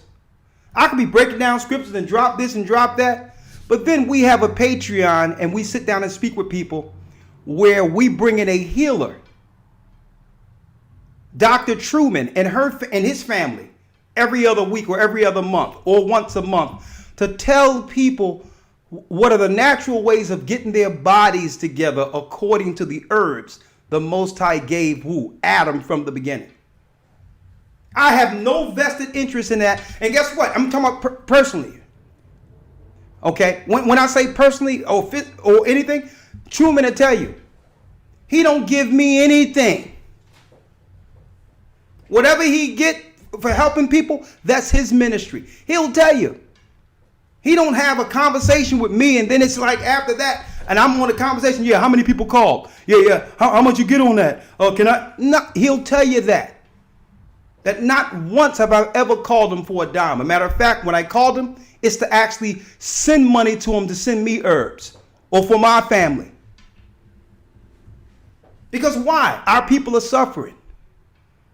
So even though I'm a Bible teacher, I understand that's not my ministry, but I know it's upon this ministry to help heal our people.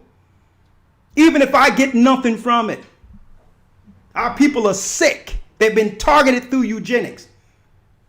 And the Most High blessed us with people who understand what to do with that. And you know what? I could sit there all myself and say, okay, Patreon and listen to me and all that. No, it's about what I always think.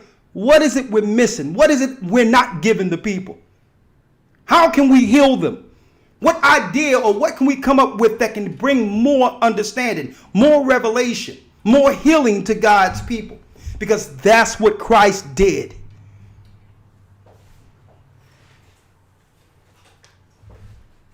And that's what it's really about, brothers and sisters. There's a war on Israelites. And our people don't even know that they're between the crosshairs. That they're being attacked, conspired against by all these different movements, the LGBT, the Black Lives Matter, everything they say that's for us is infiltrating and usurping us and destroying our people. Read that last piece, Elder Lawya. St. John chapter 10, verse number 8. All that ever came before me are thieves and robbers, but the sheep did not hear them. But the sheep did not hear them. But the sheep did not hear them. Eventually, when Christ came on the scene, when John came baptizing, that was something different altogether. The people began to follow the righteous path. The same path that would lead to our people in America, spread throughout the earth.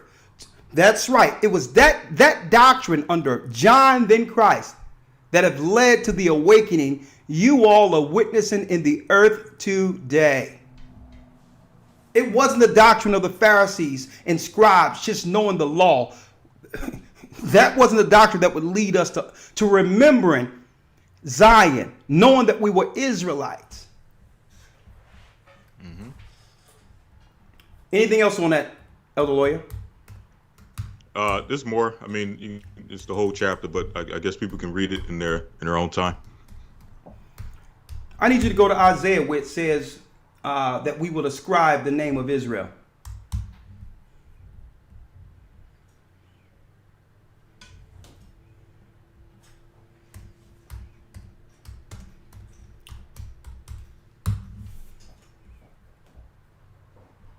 Let me know when you get it, Elder Lawya. Yes, sir. Is it Isaiah 44? Let me get it here. Yep. Isaiah 44, verse number Yep. Verse 5. Let's read it. Yes, sir. One shall say, I am the Lord's. So once you hear Christ's voice, one shall say, I am the Lord's. Read. And another shall call himself by the name of Jacob. And another shall call himself by the name of Jacob. It was prophesied through the Spirit of Christ that our people would begin to take on our ancient Israelite names.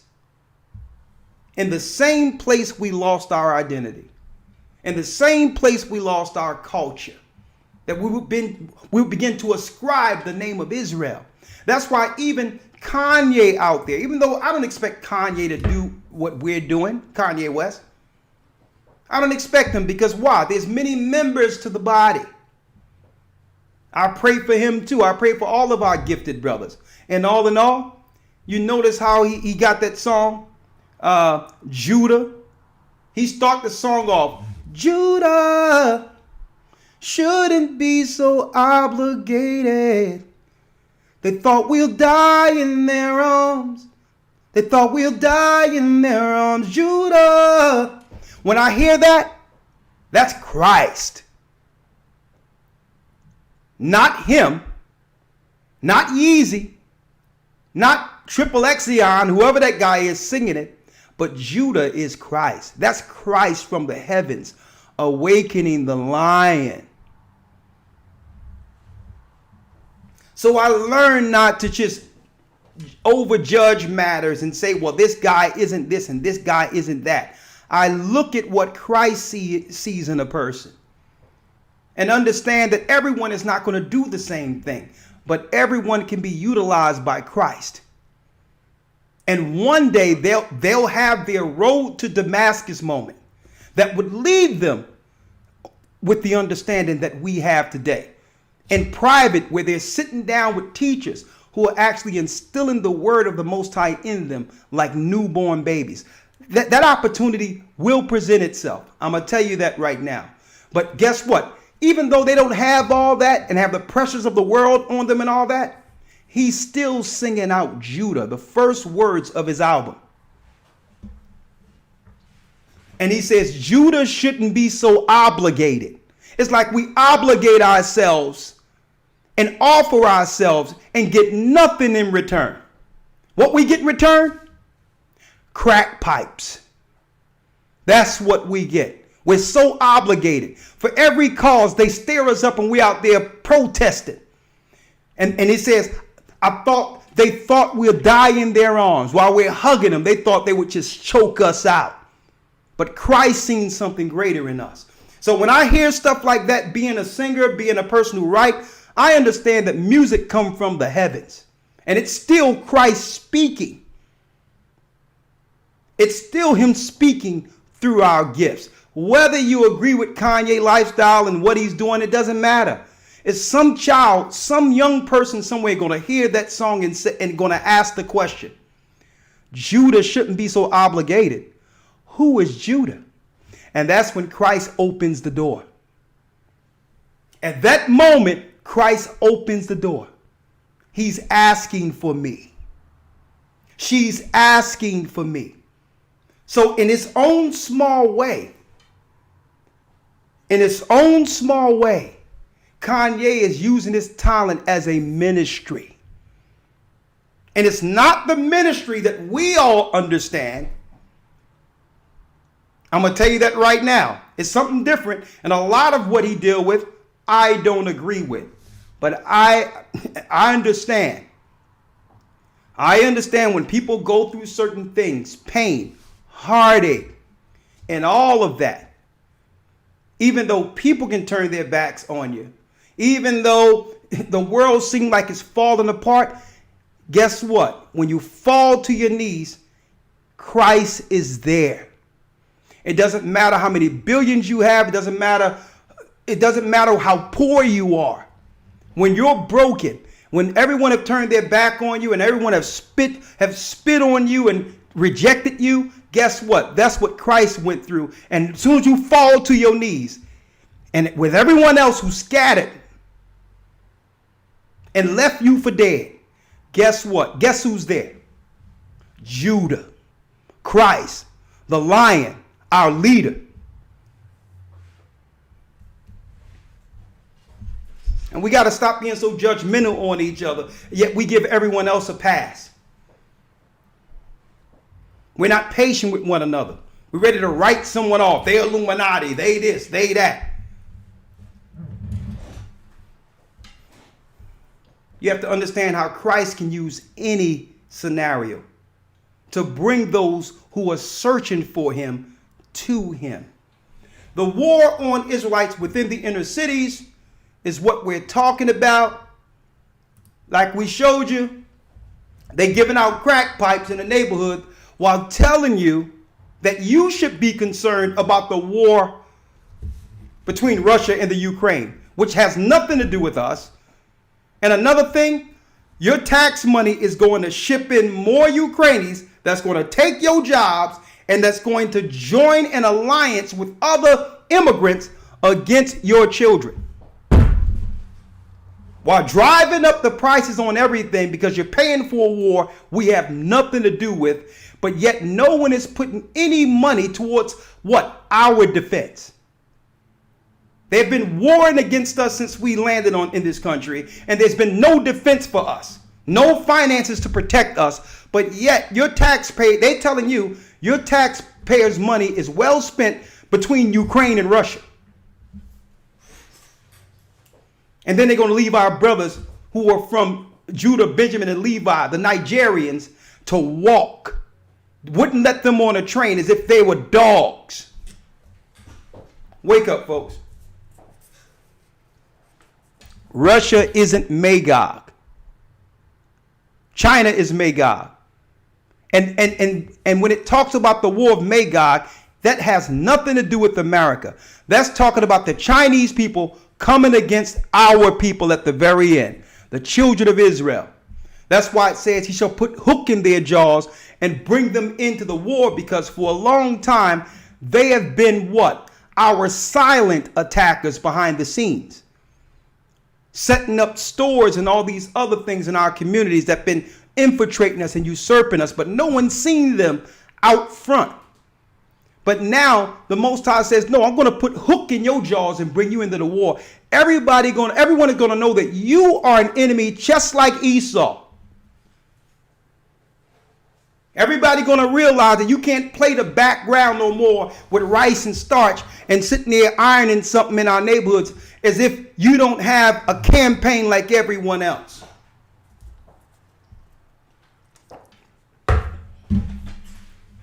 Okay?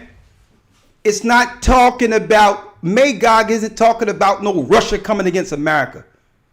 There is no Russian-American conflict. Don't believe the hype. The conflict is how these wars at the end affects our people.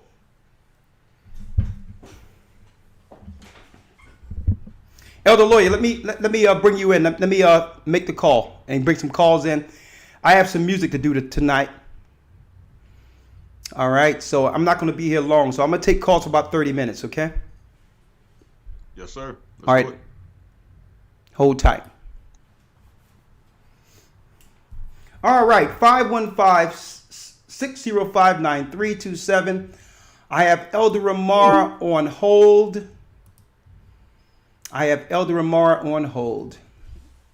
He's on the line taking calls. If you have any conversation or any resolve or input on this particular topic. We'll be more than happy to hear what you have to say on about the war that's continually being waged against the children of Israel in the inner cities, our people.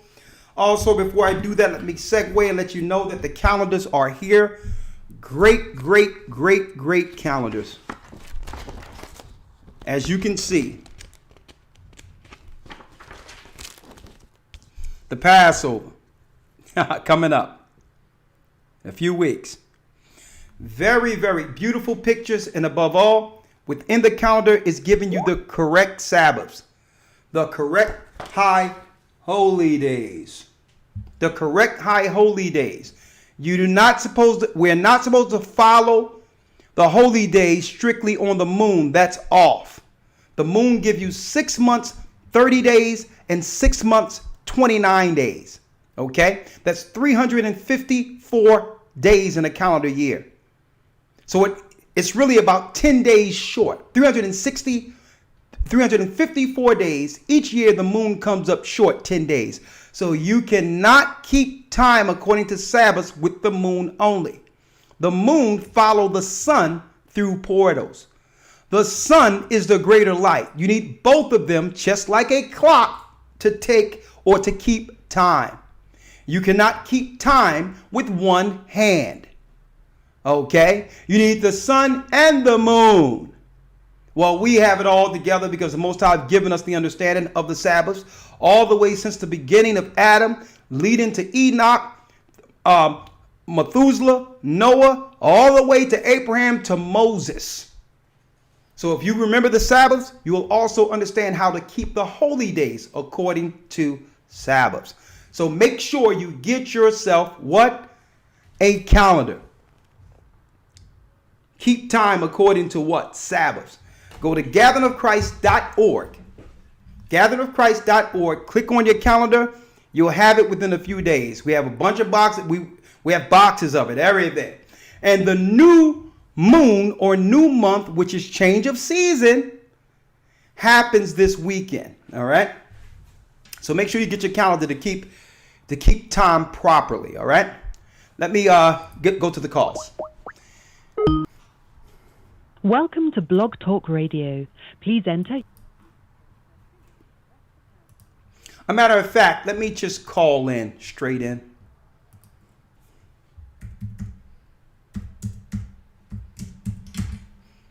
I have a lot to do tonight, folks, so I can't stay on the phone too long. But I'm only going to do about 30 minutes tonight, and then I have to record. But then after that, I'll get ready for Patreon. So don't worry about it. It's going to be fine, all right? So just please, bring your points, all right? Bring your points. Bring your points. Be coherent. Straight to the point.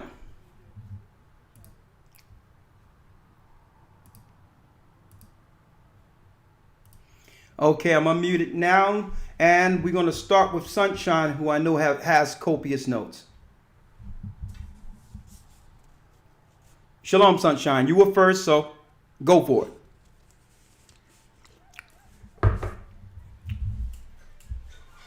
Shalom.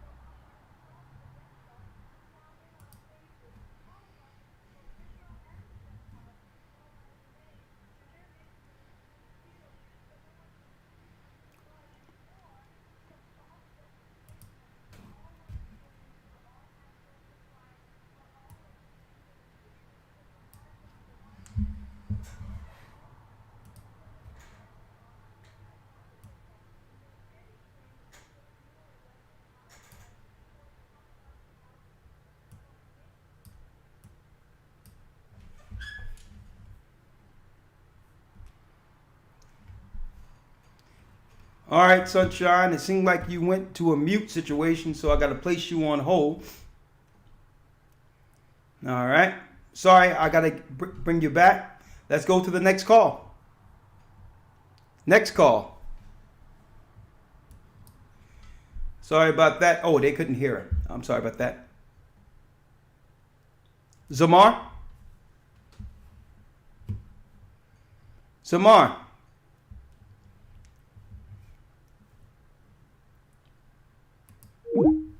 All right, let me call back. There's some issues there.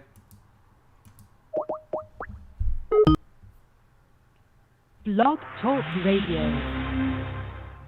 Welcome to Blog Talk Radio. Please hold and you will be able to listen to the show. Okay, I'm back. Okay, I'm sorry about that. Hold on, Zamar. 1 second. Of course, when we're dropping information like this, Blog Talk goes crazy. I knew this would happen, but hey, let's keep it going. Sunshine, pick up your notes from where you left off. Go on. You there? Hello? Yeah. Finish where you were. Blog Talk did his thing, you know. They hitting buttons from the pits of hell, but guess what? Judah's rising. Come on. Okay, hi, Elder, hi.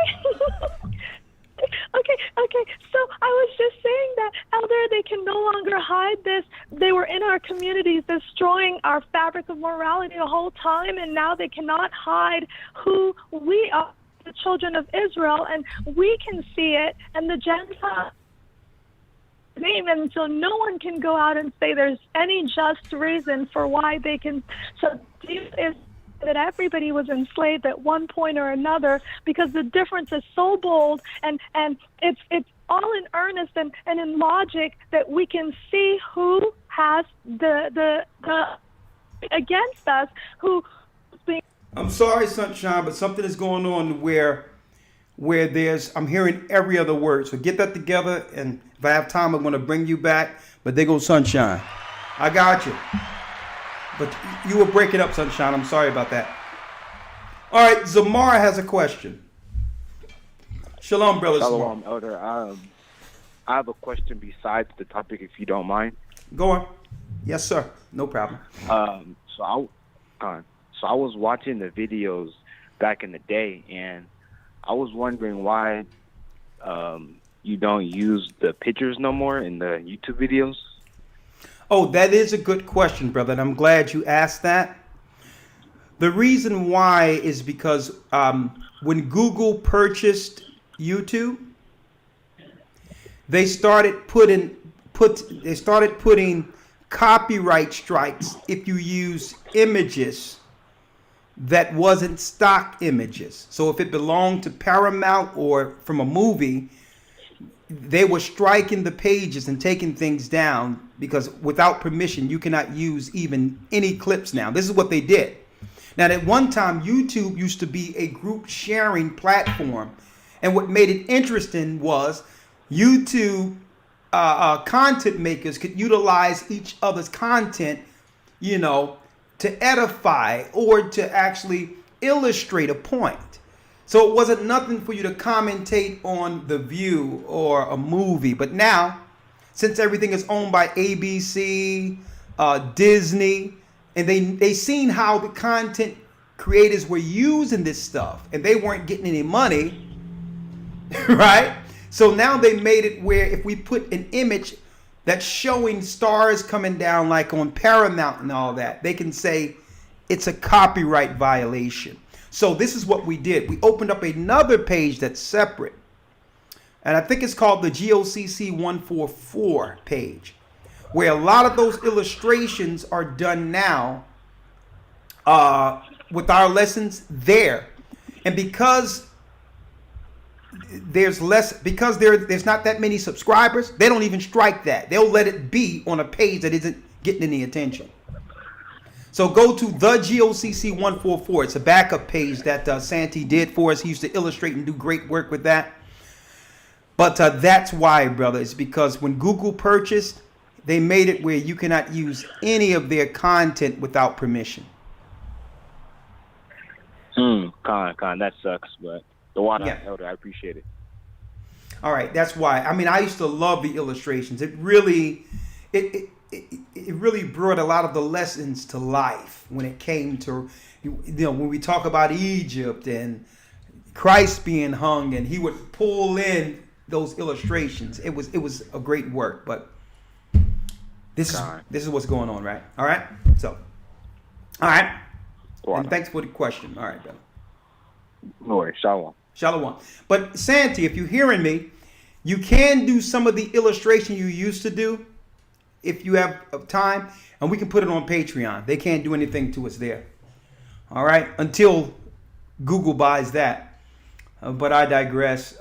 Sam, 667 area code. And see, another reason why YouTube was really the place in which, if there was false flags, something going on, you can go to YouTube and find content creators who can get in front of some of their lying stories that were created by media, false flags. So a lot of events they couldn't pull off politically against the people, because usually there was a YouTube content maker who would let you know the real story behind the stories they were trying to perpetrate on the population. When it came to Sandy Hook and all these other things that was going on, you would have content creators behind the scenes showing you, narratives outside of mainstream, which was disrupting their agendas. So YouTube is a different place now. Sam has a question. 667 area code. Yes, Sam. Yes, sir. I just how you doing, sir? Blessings. I'm blessed by the Almighty. How are you?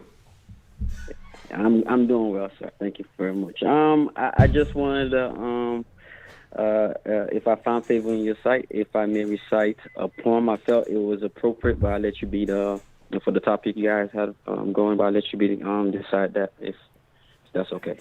Brother, if you got a poem, let it rip. Hold on. Is it within a minute or two? Yes, it's not that long. Let her rip. Come on. Okay. It's titled, Please Relent. You have done enough. Have you not done enough? When will it end? Whatever the argument is, have you not done these things? Have you not filled your cup with the innocent blood of my people? It's the trail of blood that you wade in, not trace you in the places you go. Have the souls of your victims not lament for justice in the places you've left and now reside? Yes, it is well documented. So then, don't you think you have done enough? Aren't you full from all of this? You dip your hand back in the bowl and can't bring it back to your mouth because it is full and your stomach cannot store no more. Even with all this gain, you still want to deny others. You make it so I don't live out my days. I was never supposed to be here, but I made it. Then you try your very best to prevent me from giving life, but I did. And even when they make it, you try to rob them of their youth. So here I am. You shackled my feet, put a heavy load on my back, bind my hands, blindfold me, spin me around, and say these are your conditions for living. Yes, I struggled. It was never easy, the cuts, bruises, scrapes, and all the sorrow I had to endure. But as the pain and agony mounts, did you not pour salt on my open wounds? Oh yes, as you sit back and marvel at your work, my father was quietly taking account. You never saw my tears, but I cried. But even if you did, you never cared. But since you overlooked my tears, you never saw them being wiped away. Yes, you have done these things, and not acknowledging the grave mistake, compelled with this superiority arrogance, has brought this judgment upon yourself. Should the Lord have mercy now? You didn't show mercy for his people, neither did you fear him in your dealings of cruelty. It would be wise to save yourself some extra lashes if you fall back now. So you know that which you have already done will never go unpunished. All this time you are concerned about him you're concerned about me instead of him. Massive blunder. My advice, please relent. You have already done more than enough. That's it. Praise the Most High. Great poem. Thank you, my brother. I really appreciate that. Great, great, great work. I appreciate you, God brother. bless. All right. And thank you for allowing me to recite it. God Hey, bless. brother, anytime. You're gifted. Anytime you have something, hey, you probably can write some songs too, but anytime you have... I got plenty more, sir. Okay, I got plenty more. Hey, So well, whenever- hey, man, well, hey, you can bring one in almost every week. Hey, bring it, all right? Hey, if you allow me, I bring them. I bring them, sir. Come on, I come bring on. 'em. Yeah. You'll be our Yeah. residential poet. Thank you, my brother. All right, great work, Sam. All right. All right, God bless. Bless you. 336 area code. Shalom, Elder. Shalom, how are you? Doing well, blessed by the best, and his name is Ahaya. How about yourself? Oh, yeah. Hey, I'm the same. Blessed by the best, and his name is Aya. Talk to me, my brother. Khan, it's going to be brief. I want to first say the water for all the work that has been done. I'm in the Hebrew and Bible Academy. Brothers and sisters, definitely get in there. There's some deep information being brought out. All glory to the Most High. The work is being done. And, just as a quick comment towards all that's going on in the earth, throughout wars and rumors of wars, we are not to be afraid. We are not to fear. The Most High is on our side. And if we are with the Most High, He is with us. Who can stand against us? All right. That's all I have to say. Thank you, my brother. Bless you. The water. Oh, yeah. Another thing that came out briefly in the academy is that Esau is not just the father of lies when it comes to modern day Roman Christianity. He's also the father of lies when it comes to modern day Islam. Okay? During the time of their crusades, there was a family of Edomites mixed with Ishmaelites that actually carried Islam to the next level to destroy and made that an institution that will eventually destroy our people and divide our people between Christianity and Islam. But it was really Esau at the helm of both of it. It was Esau linked in with Ishmael. There was another family of Esau who had children with the daughters of Ishmael. And that particular family spread out near Iran and different areas around there and became, that's right, a Muslim powerhouse during the time of the Crusades. So if we ran away from Christianity believing it was a white man religion, Esau would catch us when we fled to him under Islam. Folks, both of those religions were concocted against us by Esau. Even though Ishmael's narrative with Muhammad being a prophet, it was Esau who orchestrated the Arabic Catholic Church that's now called Islam. Hey, but I'm going to go into that more when we break down the religions, Islam and Judaism in the academy. All right, next call. Someone has their hand raised, 202 area code. Yes, hello. How are you? I'm fine. Thank you. Well, I'm not fine. I'm not fine, but I'm praying. You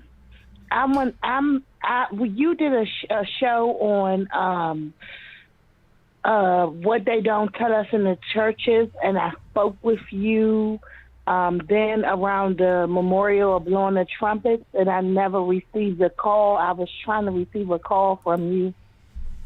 My name is Christina. I don't know if you remember around the memorial of blowing the trumpet. I remember. So are you calling to say that you would like a call? Is that Yes. Okay. All right. So what area do you live in? I live in Maryland, but I'm from D.C. Okay. I have been affiliated a little bit with the D.C. sector of GOCC. I've been to the memorial blowing the trumpets. Okay. And a couple of Sabbaths.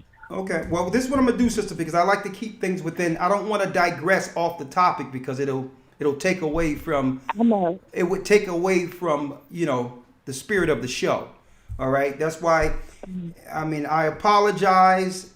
You know what I mean. But I will take your name, and we'll get somebody to call you. But I really want to keep this within the frame of the topic, so to edify for those who came here. All right, for the information this evening. Let me have your name. Okay. Christina. Okay, Christina. I'll make Christina. sure. Okay, I'll make sure someone call you. Okay. Okay. Do I need to hold for them to get my number, because last time I wasn't sure. I wrote down your number, sister. I wrote it down. Okay. All right. Thank you. All right. You're welcome. I'll have Elder Gabar reach you. Okay. Thank you.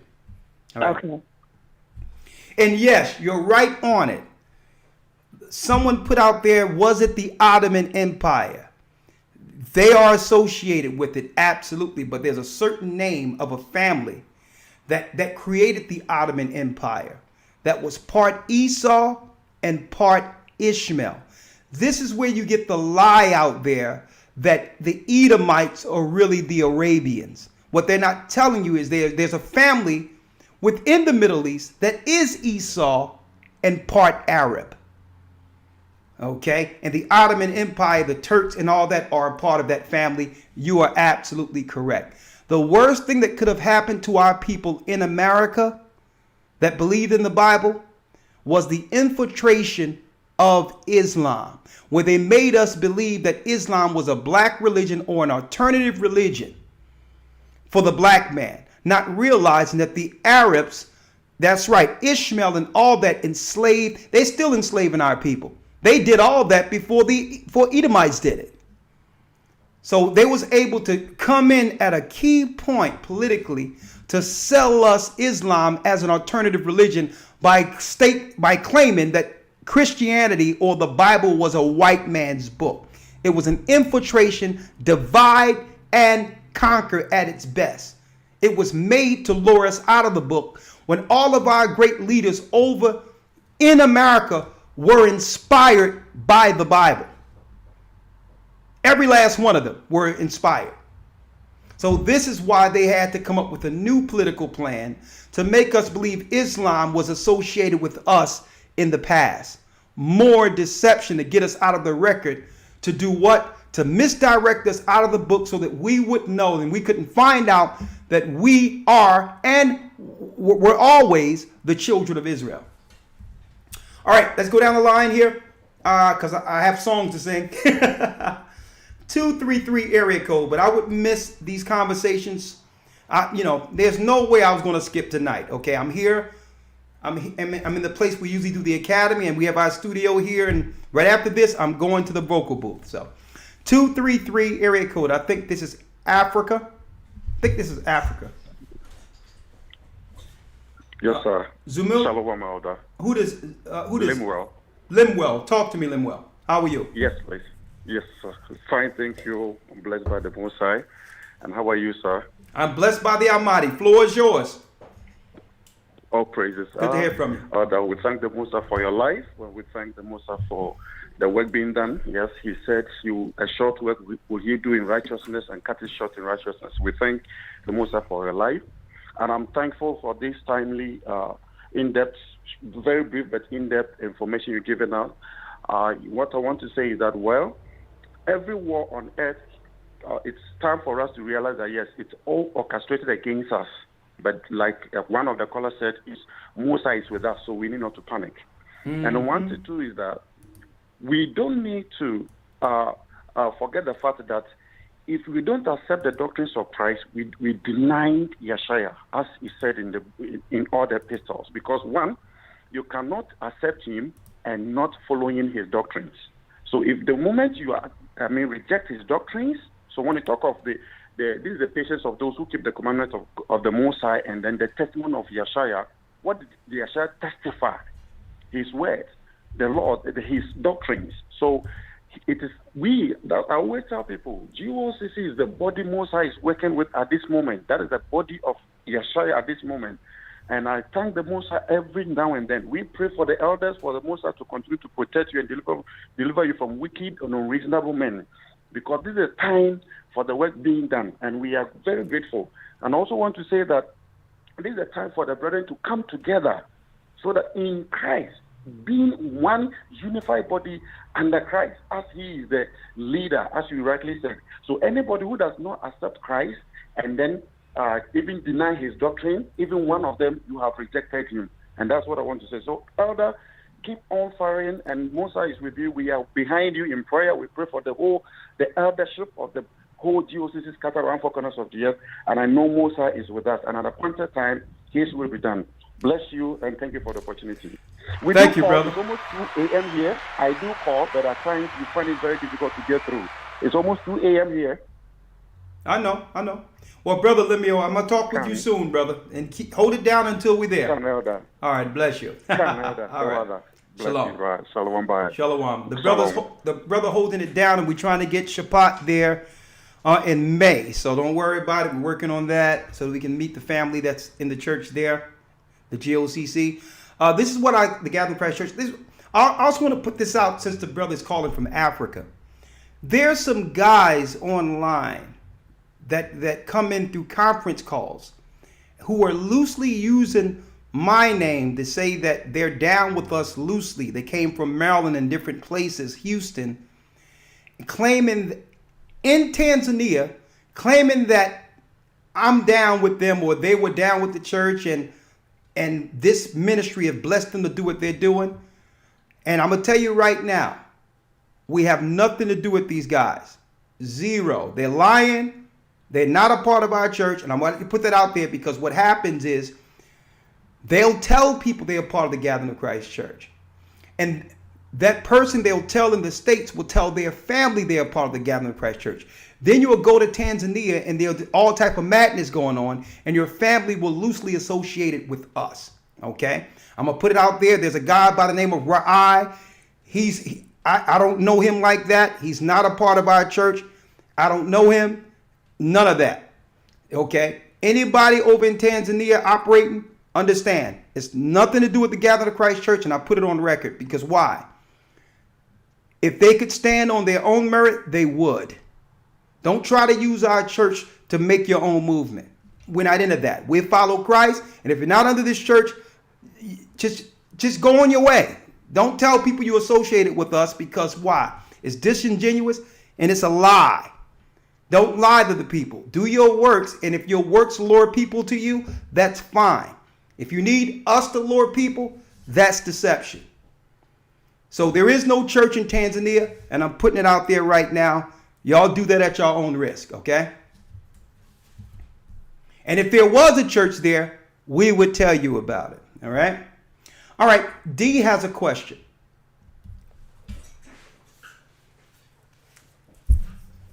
(519) area code.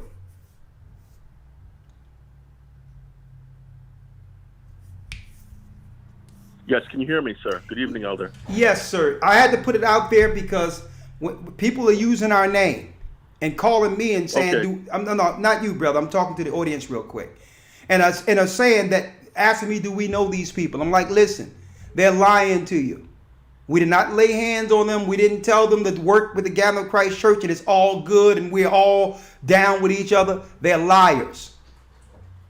And that's the only way I can put it. Either it's a truth or a lie. There is no in-between area. Okay? Or lying by omission. We would rather you be straight and tell the truth. You are against the church. Tell the people that. You are against the elders. Just tell them that. And stop trying to use us to lure people under your deception. And I wanted to put that out there. D, you have a question. Come on. Yeah, question. I was looking at the Sabbath and the genius of the Sabbath from an economic lens. Okay. And my question is, if the body of Christ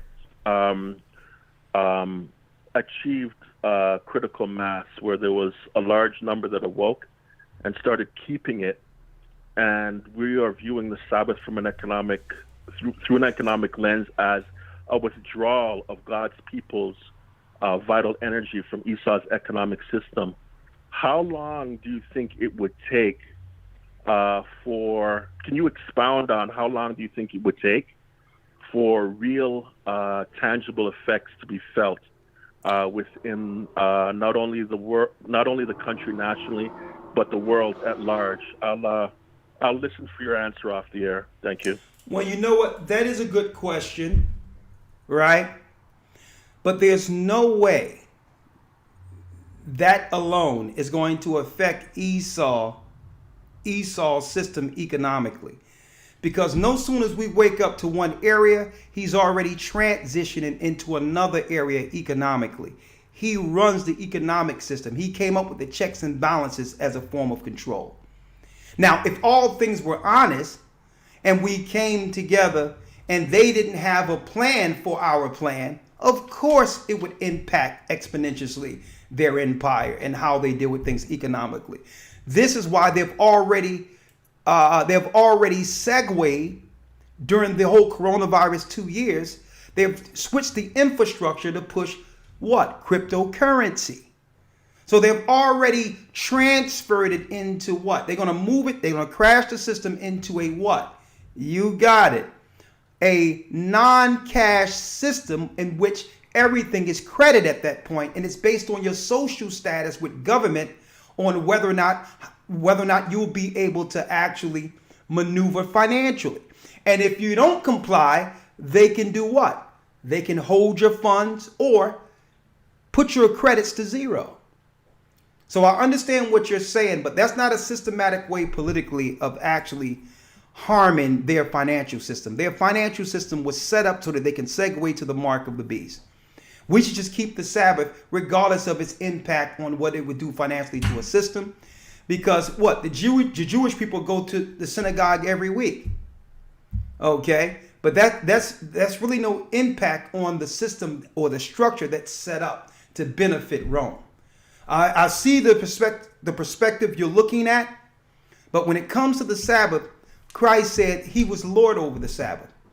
And the whole thing about any of these days, it's about doing what? Blessing his people, getting the ox out of the ditch, even if it's a Sabbath, and bringing Jacob back to the Almighty. I know that's indirect from what you were saying, but there is no political. As a matter of fact, we don't have enough time for everyone to follow the Sabbath to a degree where it would affect the financial system. I wish everybody today understood the Sabbath. Now, just say, let's do a hypothetical since you're on the phone. Hypothetical. If all Israel everywhere immediately didn't work all together around the earth and followed the Sabbath each Sabbath, the whole system would shut down. It would be over, and they would just come at us with everything to destroy us, because if that was to happen, hypothetically, Christ would be on his way. If we can all get on one code to the degree where we follow the Sabbath together, and it's the whole earth, this whole system would shut down. Why? That's one of the main days between Friday and Saturday, financially, fiscally, that upholds the system. That's when they make all their money. Okay, so hypothetically, the way you're looking, it's in the right direction, that if we were to do something under the Most High altogether, it would collapse the system. You're right there. But will that happen? And I'm going to ask you, do you think that's going to happen? Right? But, you know, Deborah has a question, 757 area code. All praises be. How are you? I'm well. Okay. I would like to know how you deal with people when I was growing up between the age of 4 and 8 years old, I had dreams of the last days. I saw a lot. I had visions. I had dreams countlessly. Mm-hmm. My parents really thought there was something that was wrong. And I mean, I come from a family where my father and my mother divorced when I was 2 years old, but I was always confused. I'm going to try to stay on the topic here. I want to know, we say, I see some people that I know that are employees. They have bosses that are Ukrainians, and they're crawling down their throats, literally. And they wanted to know which way they should go or what to do is like. And these are Ukrainians that are down at the bottom of the totem pole. Remember when you said that? They find the misfits to do these types of things. Not to get off what I was saying, but I want to know, I'm going through like a suffering and just like wilderness. I'm going through some bad times right now. And I don't really call them bad times, but I'm trying to be able to really navigate through this because I am really seeing many things.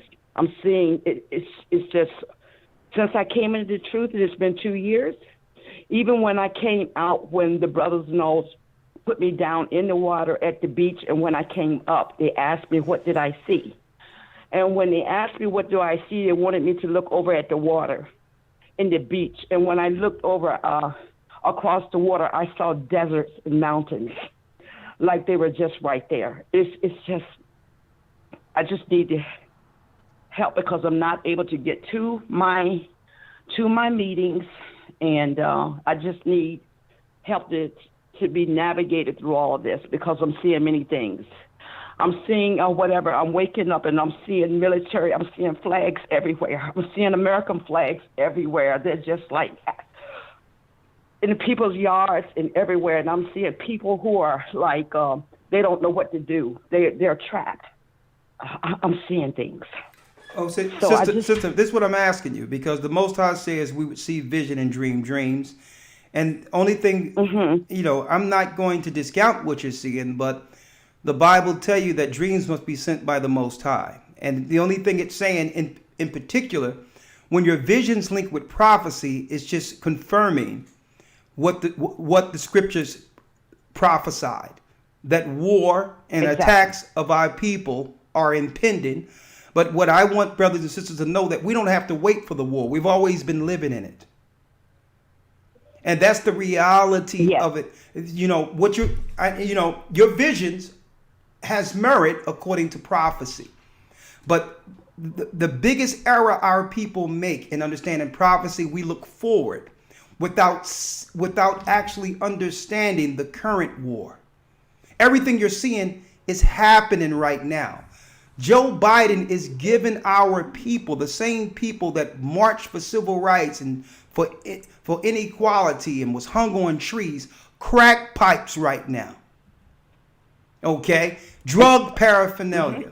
So what I'm saying is, yes, what you're seeing is prophetic, but all in all, sister, there's another vision. Okay. The vision is the door that Christ said that he would open to hedge those who can see. So what we are not to be is afraid. What we are not to be, we are not to have anxiety. We are to deal with this in peace and see the world as Christ see it, to help our people out of this. So what I would suggest... I think my opinion... No, listen. I'm not talking about you in particular. You have to realize when I'm before the people, we before 2,000 people. And everything I say has an effect. And everything you say might resonate and have an effect. And while you don't mean it anyway, certain individuals can hear what you're saying right now and begin to panic, whether you understand it or not. So that's why I have to be the one who level things and have you understand that there's many of us have seen visions, but one thing I don't do, I understand when I see a vision or the Most High show me something in a dream, I know for sure that it's for me. It's the Most High warning me of how close things are. And what I do, instead of telling people what the Most High have shown me, if it's in my heart to understand it according to the word, I put forth a lesson according to the prophecies coming based on what I see.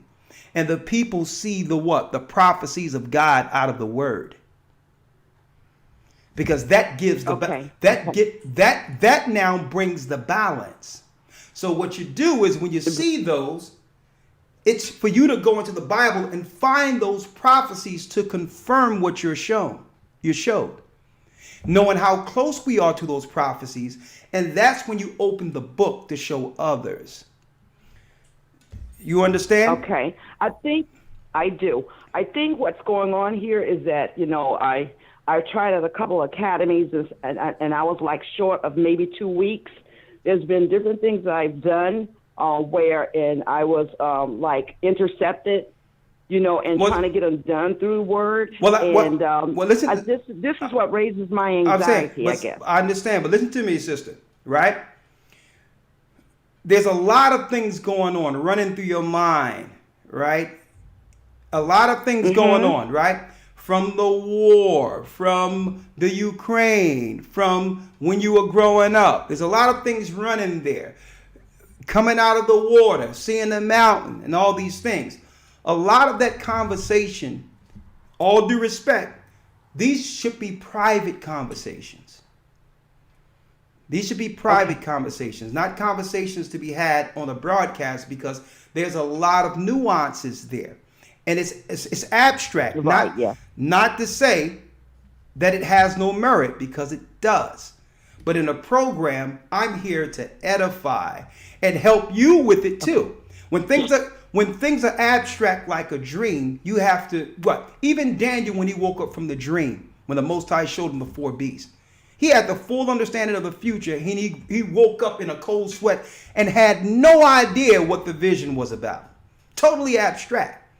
But through patience, the Most High was able to what?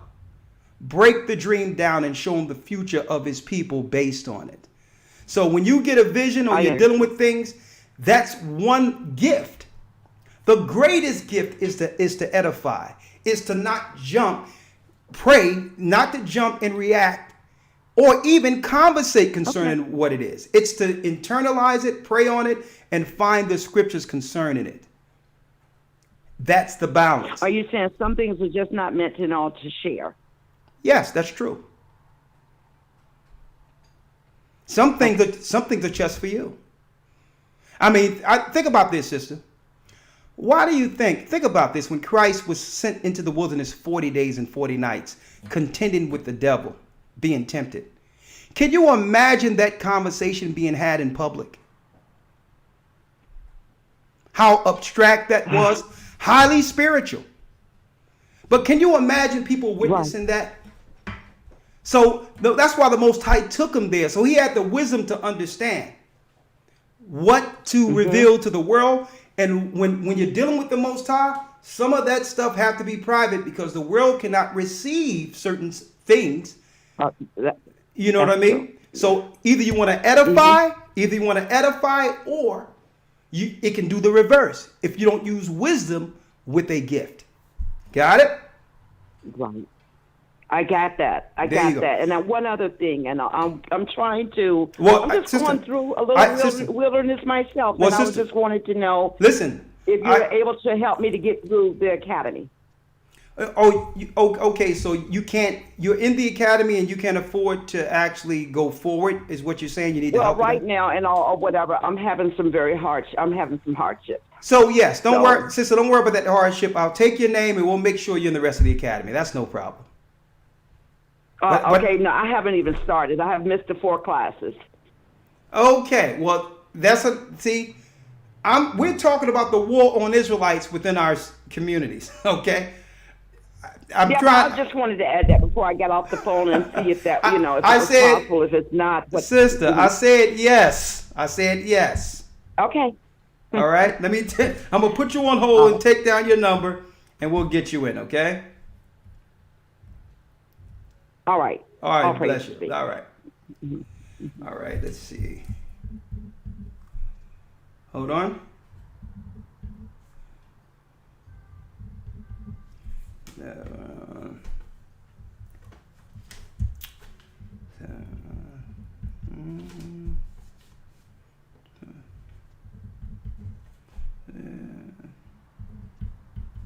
All right. I think we're coming to the end of this broadcast.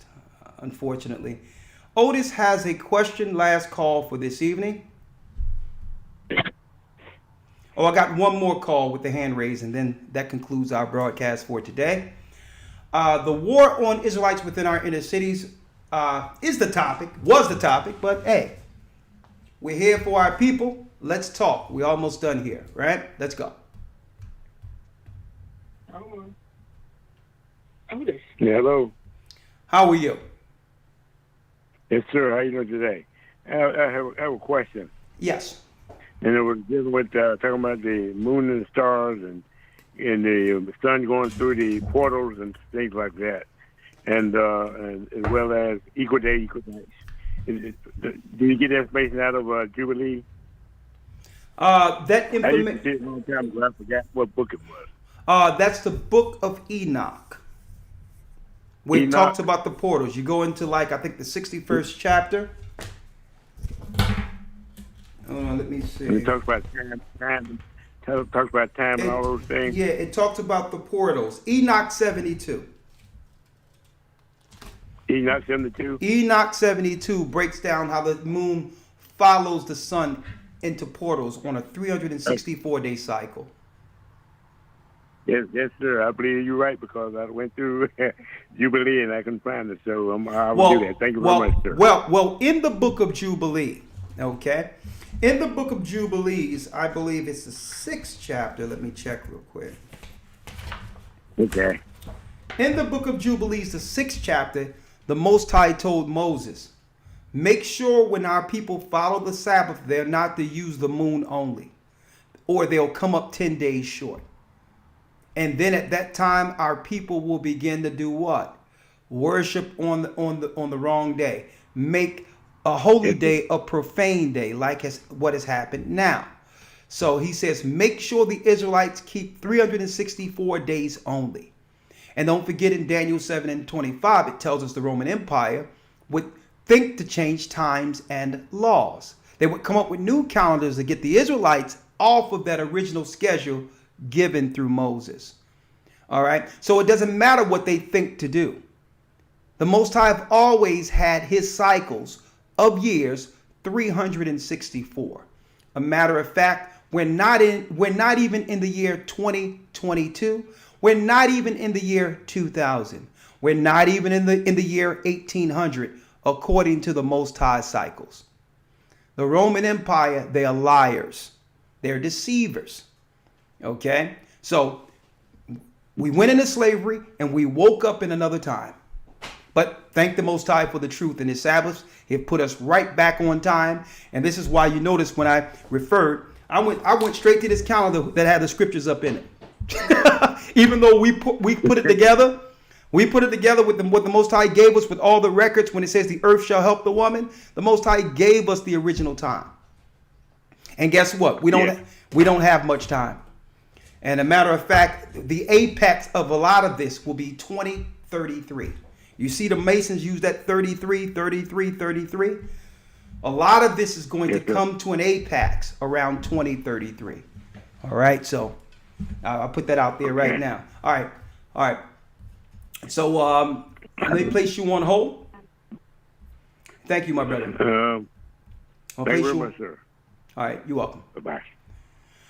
All right, I think that concludes our broadcast. Last call, Alan has a comment. Shalom, Elder. Shalom, you're the last call for tonight. A sax player. Oh, man. From Cleveland. Brother, that's the spirit of the Most High because we're right here in the studio right now. Mm-hmm.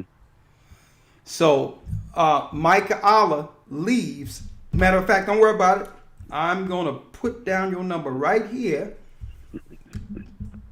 and we're gonna talk. All right? Okay. Sax player but from Cleveland. Yeah. But go ahead, talk to me. You got something to say? Yeah, the crack epidemic and stuff like that. It's a guy that played with me. He played with the Delphonics, a famous black group. Yeah. He died, and he was using crack cocaine. And he had an apartment where he just had to pay $25 a month, and he couldn't play that. And I'm burying him next week, man. Man, I'm sorry to hear that. In the country. He's a great guy. You know, he's a very good musician. You know, I don't know if you got that yet. I didn't know that. I didn't know that. Keyboards on that stuff. Poochie from the Delphonics when we were children. Believe it or not, when my brothers were signed to a group, Poochie from the Delphonics, he wrote really our first song as kids. Wow. To get the deal. Wow. Yeah. Wow. We was introduced. Wow. We was working through Sunburst concerts here in Philadelphia, and Poochie from the Delphonics had a song, "Where Did My True Love Go?" And I was Did you work with Gamma and Huff? Yeah. Did you work with Gamma and Huff? I worked with them before. Yeah. Early in age too. I worked with them. You know, but you know, Kenny Gamble was like, listen, y'all dealing with puppy love and all that. You know, Kenny. You know, he's like, come back after a few heartbreaks, right? Yeah, I had my CD. I'm releasing my CD with a musician that I getting him baptized in the church there in Cleveland. And I got him into the academy. I paid for his singing academy. He's learning. He's watching you. And praise the Most High. You know, get into it. He's an excellent musician, man. He's playing with me on that stuff too. And it's like, all right. I wasn't even in this country when crack cocaine came out. I was 37 years I was out this country. I came back here in 2004. Well, brother, it's like this: the war on Israelites within our community, and I'm glad you're highlighting a lot of what we've all lost loved ones personally due to the crack epidemic, which is the real war. I could care less about what's going on with Ukraine. I don't want to hear nothing about another war between two ruling classes. Oh, listen, that's a false flag, and that's a bunch of just saying. screens. Yeah, I don't want to hear nothing about two controlling classes who have always destroyed our people. I could care less. Okay, the real war is going on against Israel, and we have to get on code and get on the Most High's wavelength. All right, so brother, I'm going to place you on hold. People, brother. I know, brother. I'm gonna call you personally, and we're gonna talk off the show. Okay? Yeah, we need to hook up, brother. I got some nice stuff for you. I believe you. We'll talk. I got you. I wrote your number down. You got a beautiful voice, and I know how to do that call and answer like Earth, Wind, and Fire reasons. Okay, man. Hey, Bailey. I got you, brother. I mean, let's just bring back the old school. I got your call. I'm gonna make sure I call you up, and hey, we're gonna do that old school music. Bring some of that old school back, right? Well, that concludes our broadcast for this evening. I thank you all for your presence. Understand that the real war is on Israelites within our community. Our people need to stop falling for the politics, which leads to them only demoralizing and destroying us more. We need to get out of the politics of believing that the right side of the Republicans are the racists when the racists are within our communities, setting up LBGT, setting up demoralization, giving out crack pipes, pushing drugs, pushing guns, only for Biden to now claim he need to be tough on crime after what? The government creates it. It's time for us to come back to the Most High, stay prayed up, sin not, and by us following God's law, you know what he's going to do. Thank you, Elder Lawya. He's going to call back the children of Israel. Now, before I do that, let me put this out there. Also, I touched on this in the academy, and I'll be talking about this more as history unfolds. Let me pull this up here on the web before we go. Browser. Let me pull this up here. I have greater history than what I'm about to show you here that I'm going to pull out in the academy. And this is where the enemy, Esau, tried to hide under the name Saracen. The children of Esau who had children with who? Who had children with Ishmael. And they worked all the way into the Middle Ages, and eventually they spread over different parts of Iran, different parts of the Middle East, and yes, the Ottoman Turks, the Ottoman Empire, right there, were what? Edomites mixed with, you got it, Ishmaelite women. They're Esau.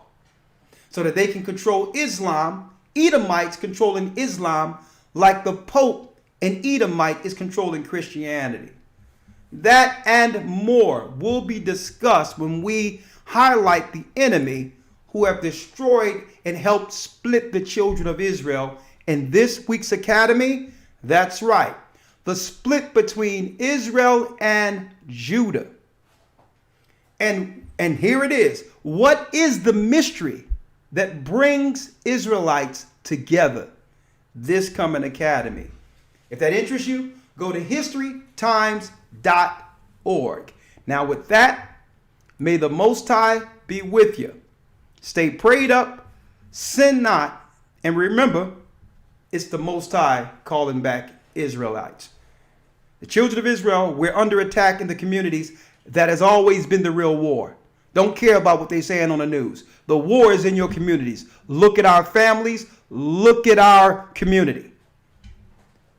Look at our community. That's where the real war is. We need all these churches out of our community, and we need all these Muslims, these mosques out of our community.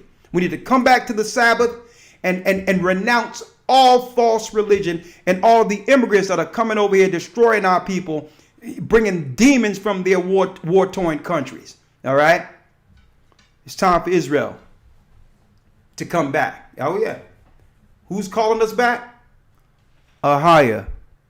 Ahia is his name. Shalom.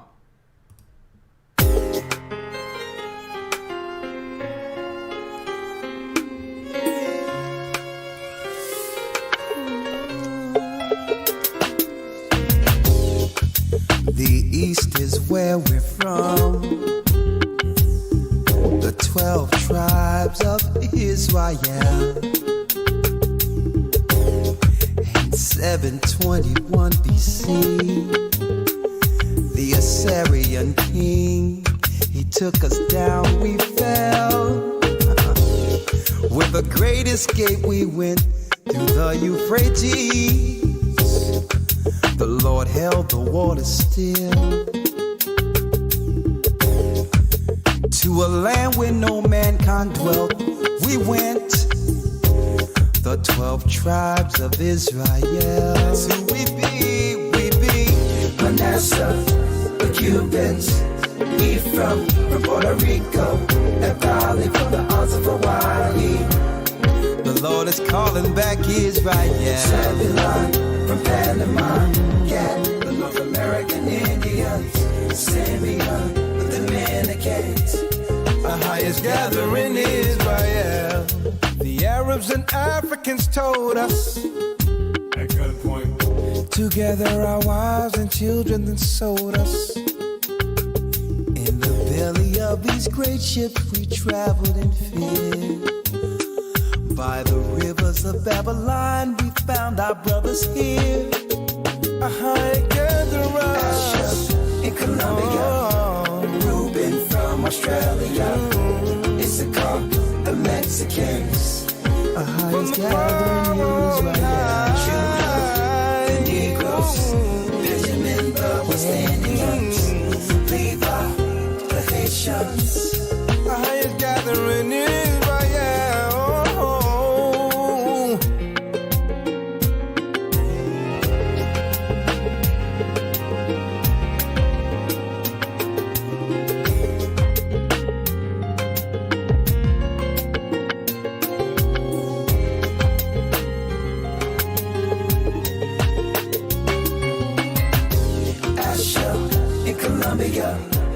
Reuben from Australia, Issachar, the Mexicans.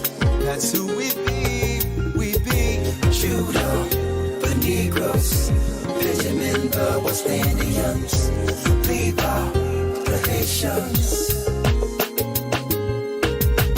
Manasseh, the Cubans, Ephraim from Puerto Rico, and Valley from the Isles of Hawaii.